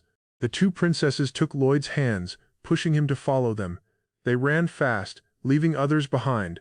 Lloyd doubted their moves. The princesses led him toward a hiding spot in the core class hall. Kuzunoha and Yuzuriha explained excitedly that their father had just reached the school, driving haste. Lloyd processed the update, seeing the weight of their father's presence and what it might mean for their plans. Lloyd, Kuzunoha, and Yuzuriha met the Beast Emperor Kusunoki Tirfa at the school. The ruler greeted them warmly. The princesses anxiously pushed Roken to aid them in dodging their father, showing tense moves and speed. Tirfa acknowledged the faith of Roken and his guards, choosing to search for the princesses himself. Lloyd and the princesses used Guardian Art's second form, getting ready for defense while staying tight together. The trio dropped their aura and sound, detailing to Lloyd how they could safely stay hidden for now. Kuzunoha and Yuzuriha explained that a teacher had called them and their father, unexpectedly arriving from the beast realm. Lloyd realized Roken had gone ahead to manage their father, clearing his absence from class and dropping worry. The princesses playfully squeezed and poked Lloyd, sparking laughter and confusion as they maneuvered the tight spot. Lloyd struggled to hold them steady in the tight spot, pushing them to stop moving while keeping balance. Suddenly, a tiny squeak showed up, shocking them as they saw a tiny pest nearby, adding strain to the moment. The mouse-like pest shocked Lloyd and the princesses. They realized it was a miniature spirit used to track items. A blast broke out nearby, forcing them to shift fast and dodge the impact while staying close together. Lloyd verified the blast source, seeing the speed as the Beast Emperor drawn near the scene. The princesses were seen by their father, who stated he had found them, raising strain for Lloyd and the group. The current Beast Emperor revealed himself, demanding they go back to the Beast Realm, leaving Lloyd and the princesses in shock. Kuzunoha and Yuzuriya argued against leaving the school so fast, anxious about missing tasks after barely a month. The Beast Emperor ordered that Yuzuriya could stay, but Kuzunoha had to return with him right away. Lloyd and the princesses reacted with shock, especially Kuzunoha, struggling to accept the fast order. The ruler reminded Kuzunoha of a groom awaiting her back home, holding his rule and her duty. Lloyd tried to question the order, but the ruler noted details would be explained on the path back, leaving Kuzunoha anxious. Kuzunoha held tight onto Lloyd, stating she was already dating him and refusing to go home with her father. The Beast Emperor noted this pushback, pausing as Lloyd and Kuzunoha braced for his reaction, tense and unsure. Lloyd carried Basti through the school hall, startling everyone as she declared she wouldn't go home. Bastat's statement pulled focus from the Beast Realm head, who questioned the odd claim of human love. Bastat praised Lloyd's wins, noting his top test rank and leadership, surprising the leader further. The Beast Realm guards protested involvement, but Bastat pushed to drag Lloyd into their affairs despite claims. The Beast Realm head offered to start talks anew, demanding Lloyd join them to win Basti and Princess Kuzunoha's hands. The Beast Realm head allowed Lloyd to speak while Bastat prepared, sharpening her nails in anticipation of talks. Princess Kuzunoha overheard, anxious that Lloyd was pulled into risky matters despite his honor and restraint. Kuzunoha understood she was the only one who truly grasped Lloyd's goals and felt forced to step in. Kuzunoha charged forward, startling Lloyd and Basti as the strain between the Beast Realm guards rose. Lloyd and Basti tried to explain, but Basti admitted shock at Lloyd's sudden wedding offer, leaving all stunned. Arsmeria pondered her life, remembering how she had turned down every wedding offer, finding them draining. Lloyd approached her, seeing her fear that marriage could exist without any real heart or link. Arsmeria offered a design, proposing that she and Vance pretend for show, catching him slightly off guard. Lloyd saw such a path would be complex, and he might never enter that space again safely. Meanwhile, Lloyd was pulled along by Bastat's drive, charging forward despite the mess, ready to face any test. Lloyd read the water beasts in class, learning their delicate nature and the careful care needed to avoid harm. He nervously readied to display for the ruler, unsure how to approach the odd crowd. Bastat warmly joined him, offering help and teamwork while stressing their joint task in front of peers. Lloyd followed her lead, adjusting his actions as she helped him, making sure they performed the task right. Meanwhile, Kuzunoha showed up, playfully scolding them for holding private chats during class, catching Lloyd and Bastide off guard. Professor Yuka showed up suddenly, surprising Lloyd and Bastide as she insisted on fixing their actions during class. She noted Lloyd seemed troubled and offered to hear him in her lab after school, but he declined. Bastide reminded Lloyd of set plans with her father, showing that his times were already fully booked. During the class display, an error caused the water beasts to react, creating chaos around Lloyd and Basti. The resulting splash shocked everyone, forcing Lloyd and Basti to react fast while Yuka scolded them for lack of focus. Basti detailed to Kennen the confusion caused by Professor Yuka, leaving her confused about the state. Both Basti and Kuzunoha looked soaked, showing the outcome of the past messy water beast task. The campus chime marked the third slot, classic heavenly speech, as pupils readied for class. Lloyd met both Bastet and Kuzunoha, who reminded him of his fake partner oaths and urged him to stay at school. He reluctantly followed them into class, unsure how he would manage the rising duties and playful mess. Lloyd panicked as a group of outsiders suddenly showed up, driving the teacher to insist they leave right away. He tried to think of a side plan, hoping to sway Princess Kuzunoha to shift to it, Lloyd felt helpless in the tense state, seeing he couldn't take any useful steps despite his past skill. Basti questioned Professor Uaka's stubbornness, annoyed at the lack of movement and blurred goals. Professor Uaka stayed quiet and serious, dismissing the strain and insisting there was no need for such worry. Professor Uaka stood sternly before Lloyd and Basti, stressing her focus and goal since entering the school. She detailed that she had thrown away everything to come here, with only the dark domain validating her life choices. Yuka revealed she had waited forever for someone able to shift her bland world, hinting at Lloyd's value. She stated that unless one was serious enough to wager their whole life on Lloyd, she would not yield him. Basti and Lloyd reacted in shock as Yuka suddenly stepped near, raising the strain and their doubt. Lloyd quickly raised his round shield, holding Professor Yuka before she could fall, blocking a dark accident. He excused himself, pulling back to give her time to heal while warning Basti and Kuzunoha not to stir trouble. Basti watched quietly, her look calm but deep, weighing the mark of Lloyd's moves and the messy state around them. Raksha moved through the library wing, carefully turning reference pages, eyes scanning every sheet with sharp accuracy. She checked files and times, matching names of old pupils with leftover magic traces, following links to cases touching Lloyd. All clues led directly to one source, Raksha silently verified, marking every detail carefully in her mind. Her thoughts stayed on reasons, doubting why Yuka targeted the princesses, and why Lloyd was constantly caught in danger. Lloyd showed up suddenly in the library, greeting Raksha with a smile, unaware of the deep probe she had unmasked. Raksha saw an unexpected visitor in the locked library wing, eyes growing wide at the strange form approaching quietly. Lloyd greeted her politely, using her name, showing knowledge of her status and past success. The visitor drifted down smoothly, presenting themselves with command, their aura showing authority and control over the space. Lloyd's focus met the new form, seeing their rank and feeling the weight of the meeting. The form showed themselves as Camille Lansford, the 60th Dean of the World Magic Academy, surprising Raksha with power. Lloyd's thrill showed as he saw his title had been known, his status as the God-tier guard accepted. Raksha reacted nervously to the praise, hearing others honor his wins, shocked by his incredible magic skills. Lloyd admitted feeling unusually easy around Professor Miuria, a sense of peace softening his usually bold stance. Raksha watched him closely, noting his youth despite holding the power of the dean's seat, blending charm and skill. She accepted Lloyd's special guards against her spell magic, seeing his rare force and calm made him unlike any other. Lloyd smiled politely, seeing the odd warmth in others, recalling how he had acted in past meetings differently. He focused on the threat to the princesses, analyzing the active cases and their potential routes carefully. Raksha shared her probe with Lloyd, revealing that Professor Yuka, head of domain magic research, might be at fault.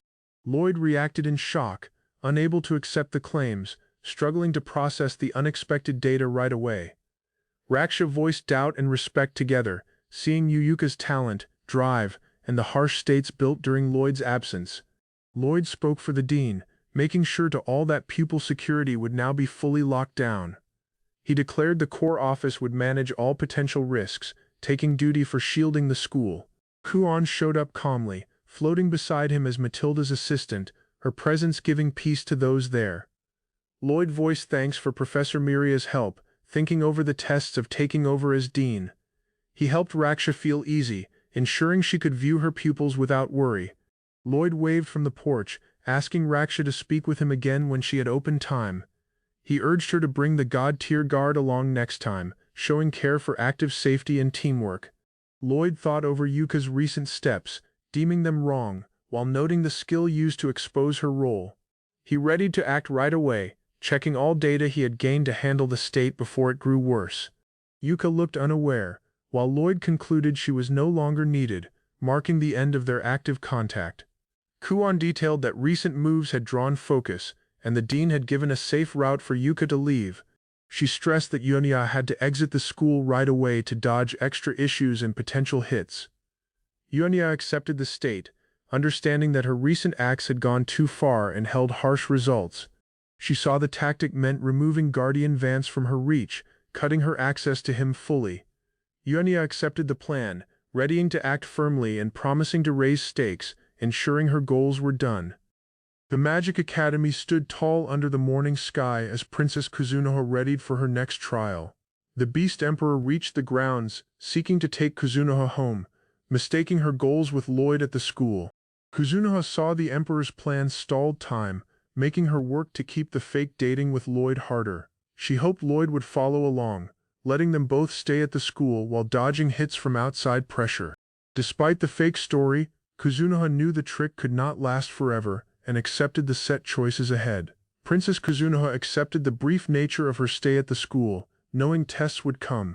She and the Beast Emperor's guard debated her potential future as the sole real successor, while standing together. Kuzunoha's friend thought over small joys, picturing moments of shared laughs and warmth between them both. Both weighed the present carefully, hoping the school days could stay fixed, holding peace for now. Lloyd and Kuzunoha walked side by side, ready to meet future tests while valuing their present tie. Lloyd stayed after tasks ended, making sure he and Princess Kuzunoha could speak privately without noise.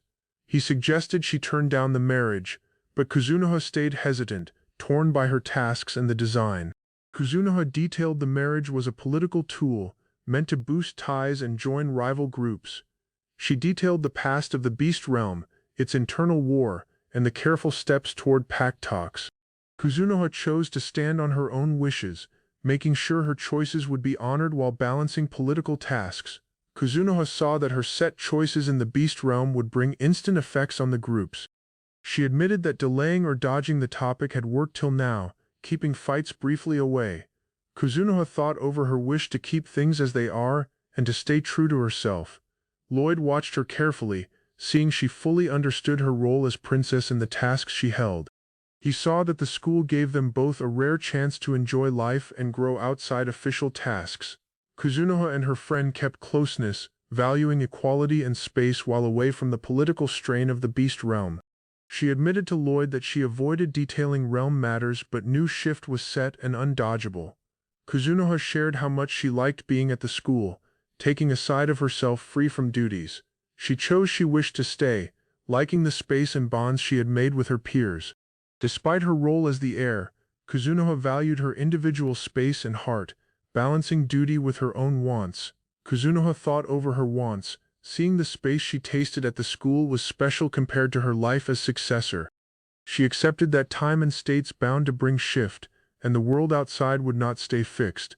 Lloyd thought over his permanent role as a guard, understanding that his drive to aid others had never dropped in 1,000 years.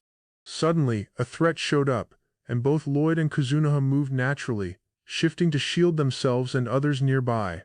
As they regrouped, Lloyd fought to understand the unfolding events, while making sure Kuzunoha and their friends were safe. Mother Mayuria reached the school, seeing that Lloyd had not yet returned from his tasks. She was met by the familiar magic cat, asking if she was looking for Lloyd and Kanon. Mayuria detailed that she held something key to tell Lloyd and wondered where he might be. Neither Lloyd nor Kanon had come back to the room, and Mayuria grew anxious about their location. The magic cat offered Mayuria a ride on its back to aid in finding them and giving her note. Mother Mayuria sent the magic cat to give her note, urging the friends to stay safe on their path. Lloyd saw Kuon entering the library, her presence signaling something odd was about to happen. Kuon started opening the school's magic core, quietly readying to make core shifts to the setup. Lloyd tried to step in as Kuon started code, altering admin rights and guard setups inside the school. Using mind spells, Lloyd locked Kuon's steps, attempting to stop chaos while keeping command of the state. Lloyd saw that Kuon had set a sleeping spell inside the school's magic setup during her task there. He reacted to her odd steps, questioning why she brushed off his offer to settle matters nicely. Kuon's steps confused him. He fought to grasp why someone so smart would act so wildly. The state made little sense to Lloyd, raising his annoyance as he tried to gauge the threat. Despite the confusion, Lloyd resolved to follow a side answer, aiming to halt the chaos and meet Kuon if needed. Lloyd and Kuzunoha were suddenly caught in chaos as iron constructs struck, forcing them to react defensively. The constructs seemed to be part of the school's guard setup, swamping the pair with set strikes. A dark figure watched from the dark, smiling mysteriously, hinting at a deeper plan behind the construct's steps. Lloyd and Cannon met a sudden horde of constructs dropping onto the school grounds, their weapons held high. Lloyd saw the units, usually protectors of pupils, were striking instead, leaving him confused about the route. He cast his guardian arts, moving into its second form, and ready to face the various constructs surrounding them. Lloyd cut the guiding magic, instantly halting all the constructs, leaving them collapsed around the pupils and campus grounds. Turning to Cannon, Lloyd checked if she was okay, relieved that she stayed safe amid the chaos. The constructs suddenly went wild, driving teachers to order pupils to clear out while Cannon and Lloyd judged the risk. Lloyd received notes from Cannon to run to her spot. Seeing the clear out meant the chaos rose fast. Across the campus, all constructs started striking wildly, breaking events, leaving pupils shocked and moving fast to grasp the sudden disorder. Pupils regrouped under direction, following notes carefully while trying to stay joined, trusting each other amid the massive construct threat. Lloyd and Cannon moved defensively among allies, swearing not to let any damage reach anyone around them. The constructs' count rose again, alarming Lloyd and Cannon, as they saw handling them one by one would no longer work. Lloyd cast Guardian Art's first form, laying out multiple magic lines together, trying to govern the swarming constructs well. He verified all constructs were linked through magic lines, knowing that canceling the source would halt their wild strikes. Despite analyzing the state, Lloyd worried about leaving Cannon alone at the clear-out spot, torn between tactic and cover.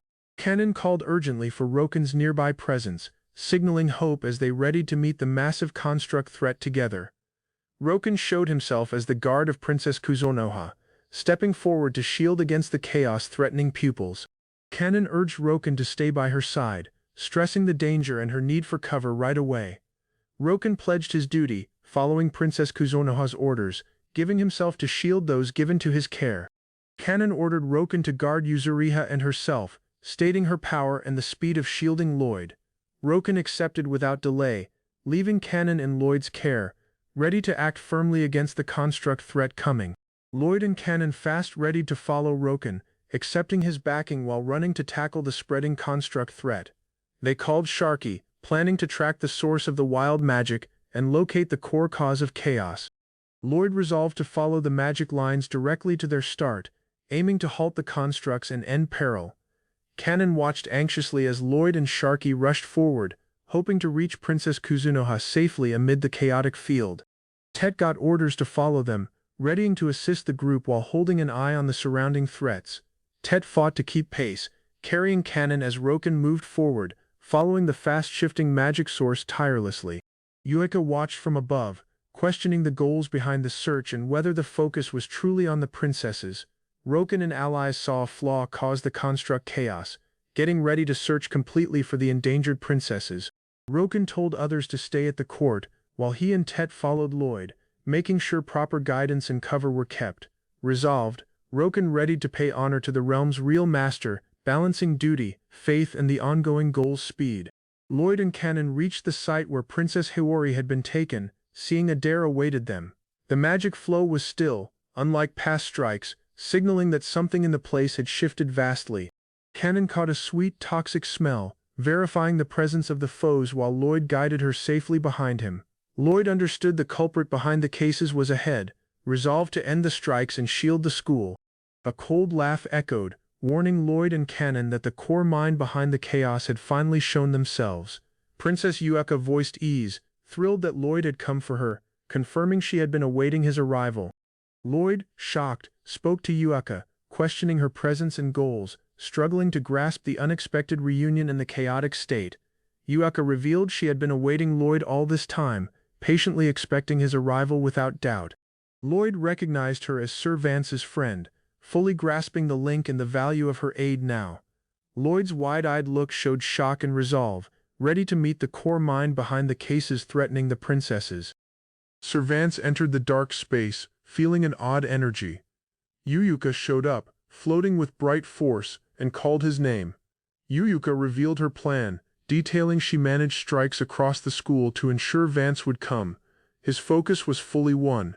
She smiled brightly, happy that events went exactly as she had guessed, feeling winning about her careful moves. Vance froze, shocked and unsure, trying to grasp the fast news and her goals. Ideas moved through his mind. How could Yuyuka know him? She had governed everything, leaving him speechless and careful. Yuyuka acknowledged Vance's confusion, detailing her fast news was sudden, and she wished a quieter chat first. Vance fought silently, confused by her words, questioning her steps, and seeking to grasp her reasons clearly. He demanded reasons for her strikes on the princesses, meeting the chaos she had caused with tactic. Yuyuka revealed all steps were to find him, verify his name, and aid him to reclaim himself. She offered thanks for her helpers, seeing Vance's domain magic directly, feeling truly thankful for their help. Vance saw Yuka manage chaos to force him to use his domain Artez, understanding her detailed design. Yuyuka smiled, detailing she had found his old life, and worked tirelessly to aid and guide him. Lloyd, confused, noted she called him Vance, leaving him puzzled by her strange pick of name. Yuyuka showed grief for his isolation, seeing the shifted world, promising backing, and easing his dread in isolation. She offered her hand, asking him to a new domain, claiming she alone truly grasped him completely. Yuyuka pushed Vance to release all his force, thrilled to view the full range of his talents. Vance resisted, refusing to move with her, resolved not to be managed despite her strong push. Yuyuka yelled that he missed her goals, stressing her fight and work for his sake. Vance stated his present task was shielding Kanon and the princesses, holding duty despite her push. He declared he would halt her, stopping further harm and ending the chaos she caused right away. Yuyuka laughed, enjoying the mess, showing humor as she held command over Vance, pulling him closer. Vance fought, shocked by Yuyuka's choice to leave with him, feeling his magic being pulled fast. Yuyuka stated she would break Lloyd completely, reminding Vance of his past as a knight, harsh and cold. She urged him to drop control, claiming his awareness only blocked the path, pushing him to drop fully. Suddenly Kanon showed up, surprising Yuyuka and questioning her presence, breaking the meeting with her fast arrival. Kanon yelled at Yuyuka, demanding she let go of Lloyd, unable to accept his pain and her harm. Yuyuka scolded Kanon sharply, stating she shouldn't step in or question steps she didn't fully grasp. Kanon admitted her confusion, seeing she didn't grasp the full state or Yuyuka's logic clearly. Despite missing the picture, Kanon resolved to shield anyone hurting before her, refusing to leave those in danger. Yuyuka laughed, mocking Kanon's resolve, stressing her own command over the state and her massive force. Yuyuka angrily blamed Vance, declaring her hate for careless people, faulting him for not grasping outcomes.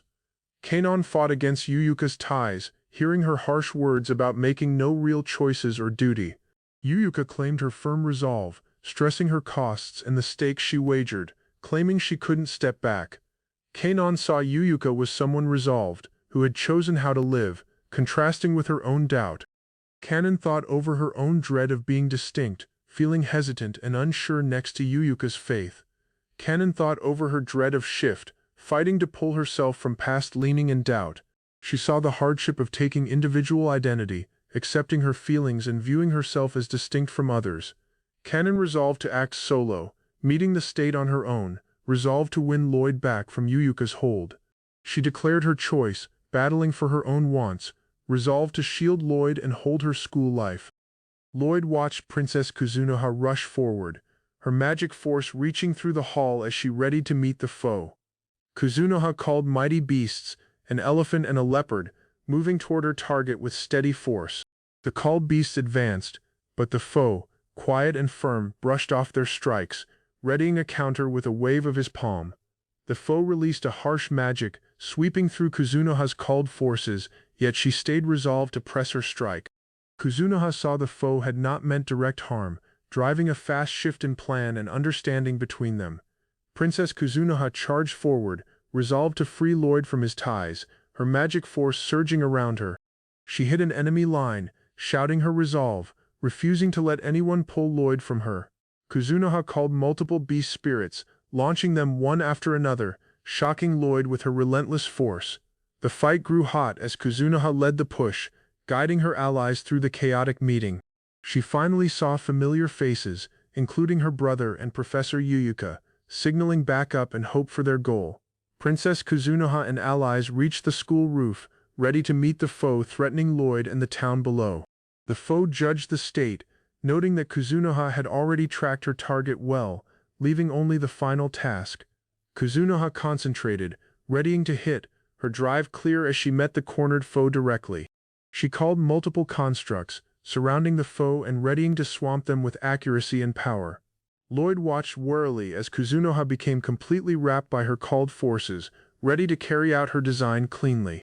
Princess Kuzunoha concentrated on her foes, readying to block incoming strikes from multiple constructs moving fast toward her. She dodged and countered, barely dodging the dropping arms while keeping control over her called beasts. The foe chose it was better to finish Kuzunoha off right, anticipating her next move and closing the distance. Lloyd saw the state was dangerous, watching Kuzunoha wrapped by hostile forces, understanding the risk level she faced. The foes were placed too far for their strikes to land, leaving Kuzunoha and her allies to plan their next design. The Beast Emperor fought to hold calm, seeing his voice might reach those outside his realm during the mess. Aides reminded him to stay quiet, worried about the non-beast realm commoners nearby, stressing the value of leadership. Princess Kuzunoha ready to react to the rising threat, her drive firm as the foe pushed forward. The Beast Emperor saw his individual tie, roaring loudly, signaling his presence and goal to shield his daughter. Kuzunoha and her allies were shaken by the massive roar, shocked by the sudden display of force and noise. Princess Kuzunoha felt her father's roar echo through the battlefield, surprising both her and Lloyd. The constructs failed under the sudden force, showing marks of magic overload as Kuzunoha fought to hold control. She felt the roar strike her heart, giving her unexpected force and drive to keep fighting. Lloyd saw his ties loosen as his magic rose, letting him start breaking free from the ropes. Tet saw Kuzunoha's state, realizing her force came from the Beast Emperor's rallying roar, clearing her from past limits. Princess Kuzunoha and the Beast Emperor released the Beast Realm's top method, a mighty battle cry, shaking the field. The roar raised magic across the space, driving everyone's force to its limits and testing control over their power. Kuzunoha reached out toward Lloyd, focusing her energy and drive to assist him through the mess. She safely landed near Lloyd, bringing him inside reach and making sure he was shielded from the surrounding threat. Kuzunoha and Lloyd met the leftover foes, ready to face the constructs with joined force and design. The Beast Emperor kept projecting his presence, swamping the battlefield with his vast magic and aura. Lloyd finally found the source of the trouble, seeing the foe who had been governing the fight. Princess Kuzunoha saw the foe's risk. If the foe won, it would render Lloyd's work pointless. Suddenly the foe vanished in a flash, leaving both Kuzunoha and Lloyd shocked and ready to answer. Lloyd saw Arsmaria dropping, her body weak as she fell from the cliff's edge. Panic hit him. He saw she no longer fought, having dropped both her battle and drive. The weight of her past acts pressed on him. Resolved, Lloyd stretched his palm forward. His drive was clear. He had to rescue her before she hit the dirt. Arsmaria's hair and gear twisted mid-air as Lloyd cast a round shield, attempting to halt her fall. The shield cracked. Sharky jumped to catch her as Lloyd's guardian arts failed, but the princess was finally saved. Lloyd realized Sharky was too soft to halt Arsmaria's fall. Panic rose as she sped toward the dirt. Arsmaria's drive rejected Lloyd's guardian arts, pushing him away. He fought with the rejection of his guard. Lloyd felt weak. He had never met someone actively turning down rescue, leaving him unsure how to act. He weighed using the anti-war domain, hoping its control over steps could halt Arsmaria's drop safely. Though half done, Lloyd's domain arts reached out. He took Arsmaria's hand, risking everything to finally save her. Princess Kuzunoha urged Lloyd to use her magic. He readied, trusting her plan and willing to follow her lead. Joined, they jumped. Lloyd held tight as Kuzunoha guided their joined forces through the air toward Arsmaria. Their magic joined, building a golden double-layered domain wrapping Arsmaria. Warm light wrapped her as she floated safely.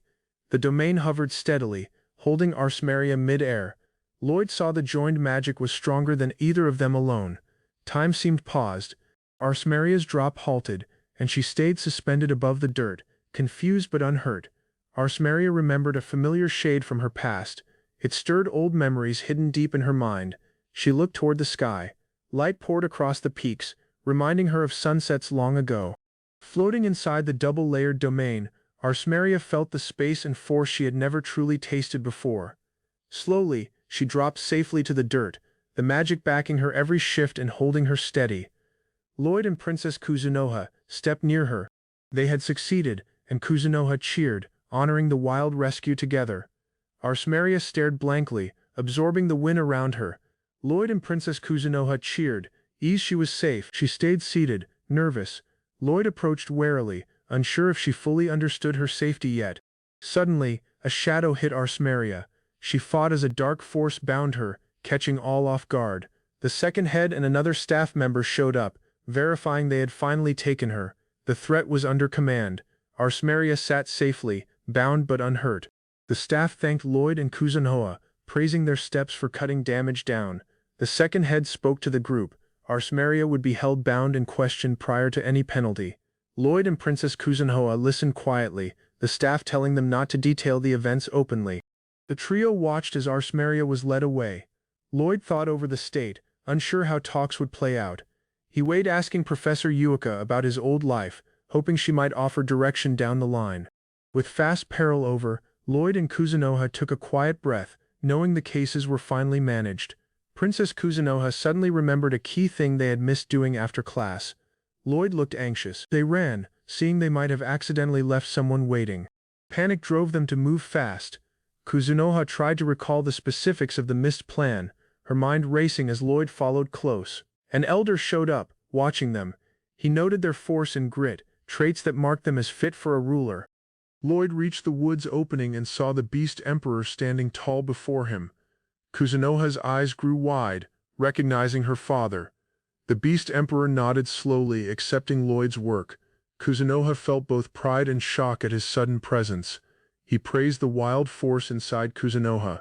She stood steady, absorbing the weight of his words and duty. Suddenly, another form shouted her name. Kuzunoha turned in shock, seeing backup running toward her, speed marked on their faces. Kuzunoha froze, looking back toward Lloyd. Her mind raced as Yuzuriha showed up, signaling new tests and ties rising from this meeting. Kuzunoha paused, listening close. Yuzuriha stepped forward, quietly telling her it was fine. Strain slowly dropped in the space. Yuzuriha chose to test her path, feeling the duty to act despite doubt. She moved firmly toward the next test. Lloyd watched, seeing Yuzuriha's paths were flawed, yet her drive and heart made her uniquely strong in battle. Kuzunoha squeezed her fists. She knew she had to face herself and shield everything she couldn't afford to lose. After the meeting, Yuzuriha and Kuzunoha agreed to stay joined at the school. Lloyd nodded, watching their new path unfold. Lloyd, the Beast Emperor, and Kuzunoha stood quietly. Strain hung in the air, each weighing the significance of the moment. The Beast Emperor detailed that to become a real guide, he needed to grow solo and grasp the outside world. Kuzunoha thought over, seeing the joy of a realm relied on its leader. Duty and heart guided her thoughts. She pictured the day a fresh beast realm would start, awaiting joy and hope across the land. Kuzunoha and Yuzuriha smiled together, ready to back the coming age, ready to face tests with grit and joy. Kuzunoha glided gracefully above the opening, catching sight of Lloyd. The King of Cats called out, warning all of his presence. Lloyd and Tet turned to him. The King of Cats reminded Lloyd of his true right as the realm's guide. He praised Lloyd, naming him the real guide and symbol of their realm's ideals, admired for freedom and force. The King of Cats verified the realm had restored order and was ready to welcome Lloyd's return. He warned that joining was not peace, stressing that leadership called for more than plain joining, needing sense and mind. Kuzunoha and Yuzuriha glided beside the King of Cats. He detailed peace among beasts means living in their own spaces. The king warned that if the strong keep ruling, the dumb wars of the past will repeat endlessly. The Beast Emperor accepted this truth. He squeezed his hand, agreeing that shift was needed for the future. He thought over that inside the next guide, hope for freedom lives. The future age would embody this ideal. The Beast Emperor gave Kuzunoha to lead, asking the King of Cats to watch her as she brings a fresh age. The Beast Emperor watched Kuzunoha, noting she already held the force he had once sought. Hope filled the space. The King of Cats looked toward the sky, awaiting endless choices for beast folk and a land where space would grow. The Beast Emperor honored Kuzunoha's choices, respecting her resolve to follow freedom while guiding the coming age with care. He told Kuzunoha and Yuzuriha they could stay and read at their own pace until the seat would be officially given. Kuzunoha smiled with faith, stating that she would manage the marriage, taking her role while getting ready for duties ahead. Kuzunoha hugged Yuzuriha tightly, happily declaring they would never be pulled apart. Ease and joy filled the group. Lloyd took a quiet breath. Kuzunoha nodded, verifying that everything was now under control, dropping the strain. Lloyd dropped to his knee before the Beast Emperor, apologizing for past steps and accepting the faith placed on him. The Beast Emperor detailed that Kuzunoha was beyond management, leaving her care in Lloyd's hands while respecting her independence. He teased Lloyd, questioning if this was the partner he couldn't bear to leave, driving shock and laughs. Lloyd nervously spoke up, noting that a mix-up between him and Kuzunoha had yet to be cleared, strain lingering. Kuzunoha thought over, seeing she had never linked so well with anyone besides Yuzuriha, finding a new closeness. Tet reacted loudly, yelling at Kuzunoha to avoid making the state more complex, showing annoyance and concern. Kuzunoha apologized deeply, flustered, while Yuzuriha and Lloyd tried to grasp. Chaos and laughs mixed as they tried to settle it.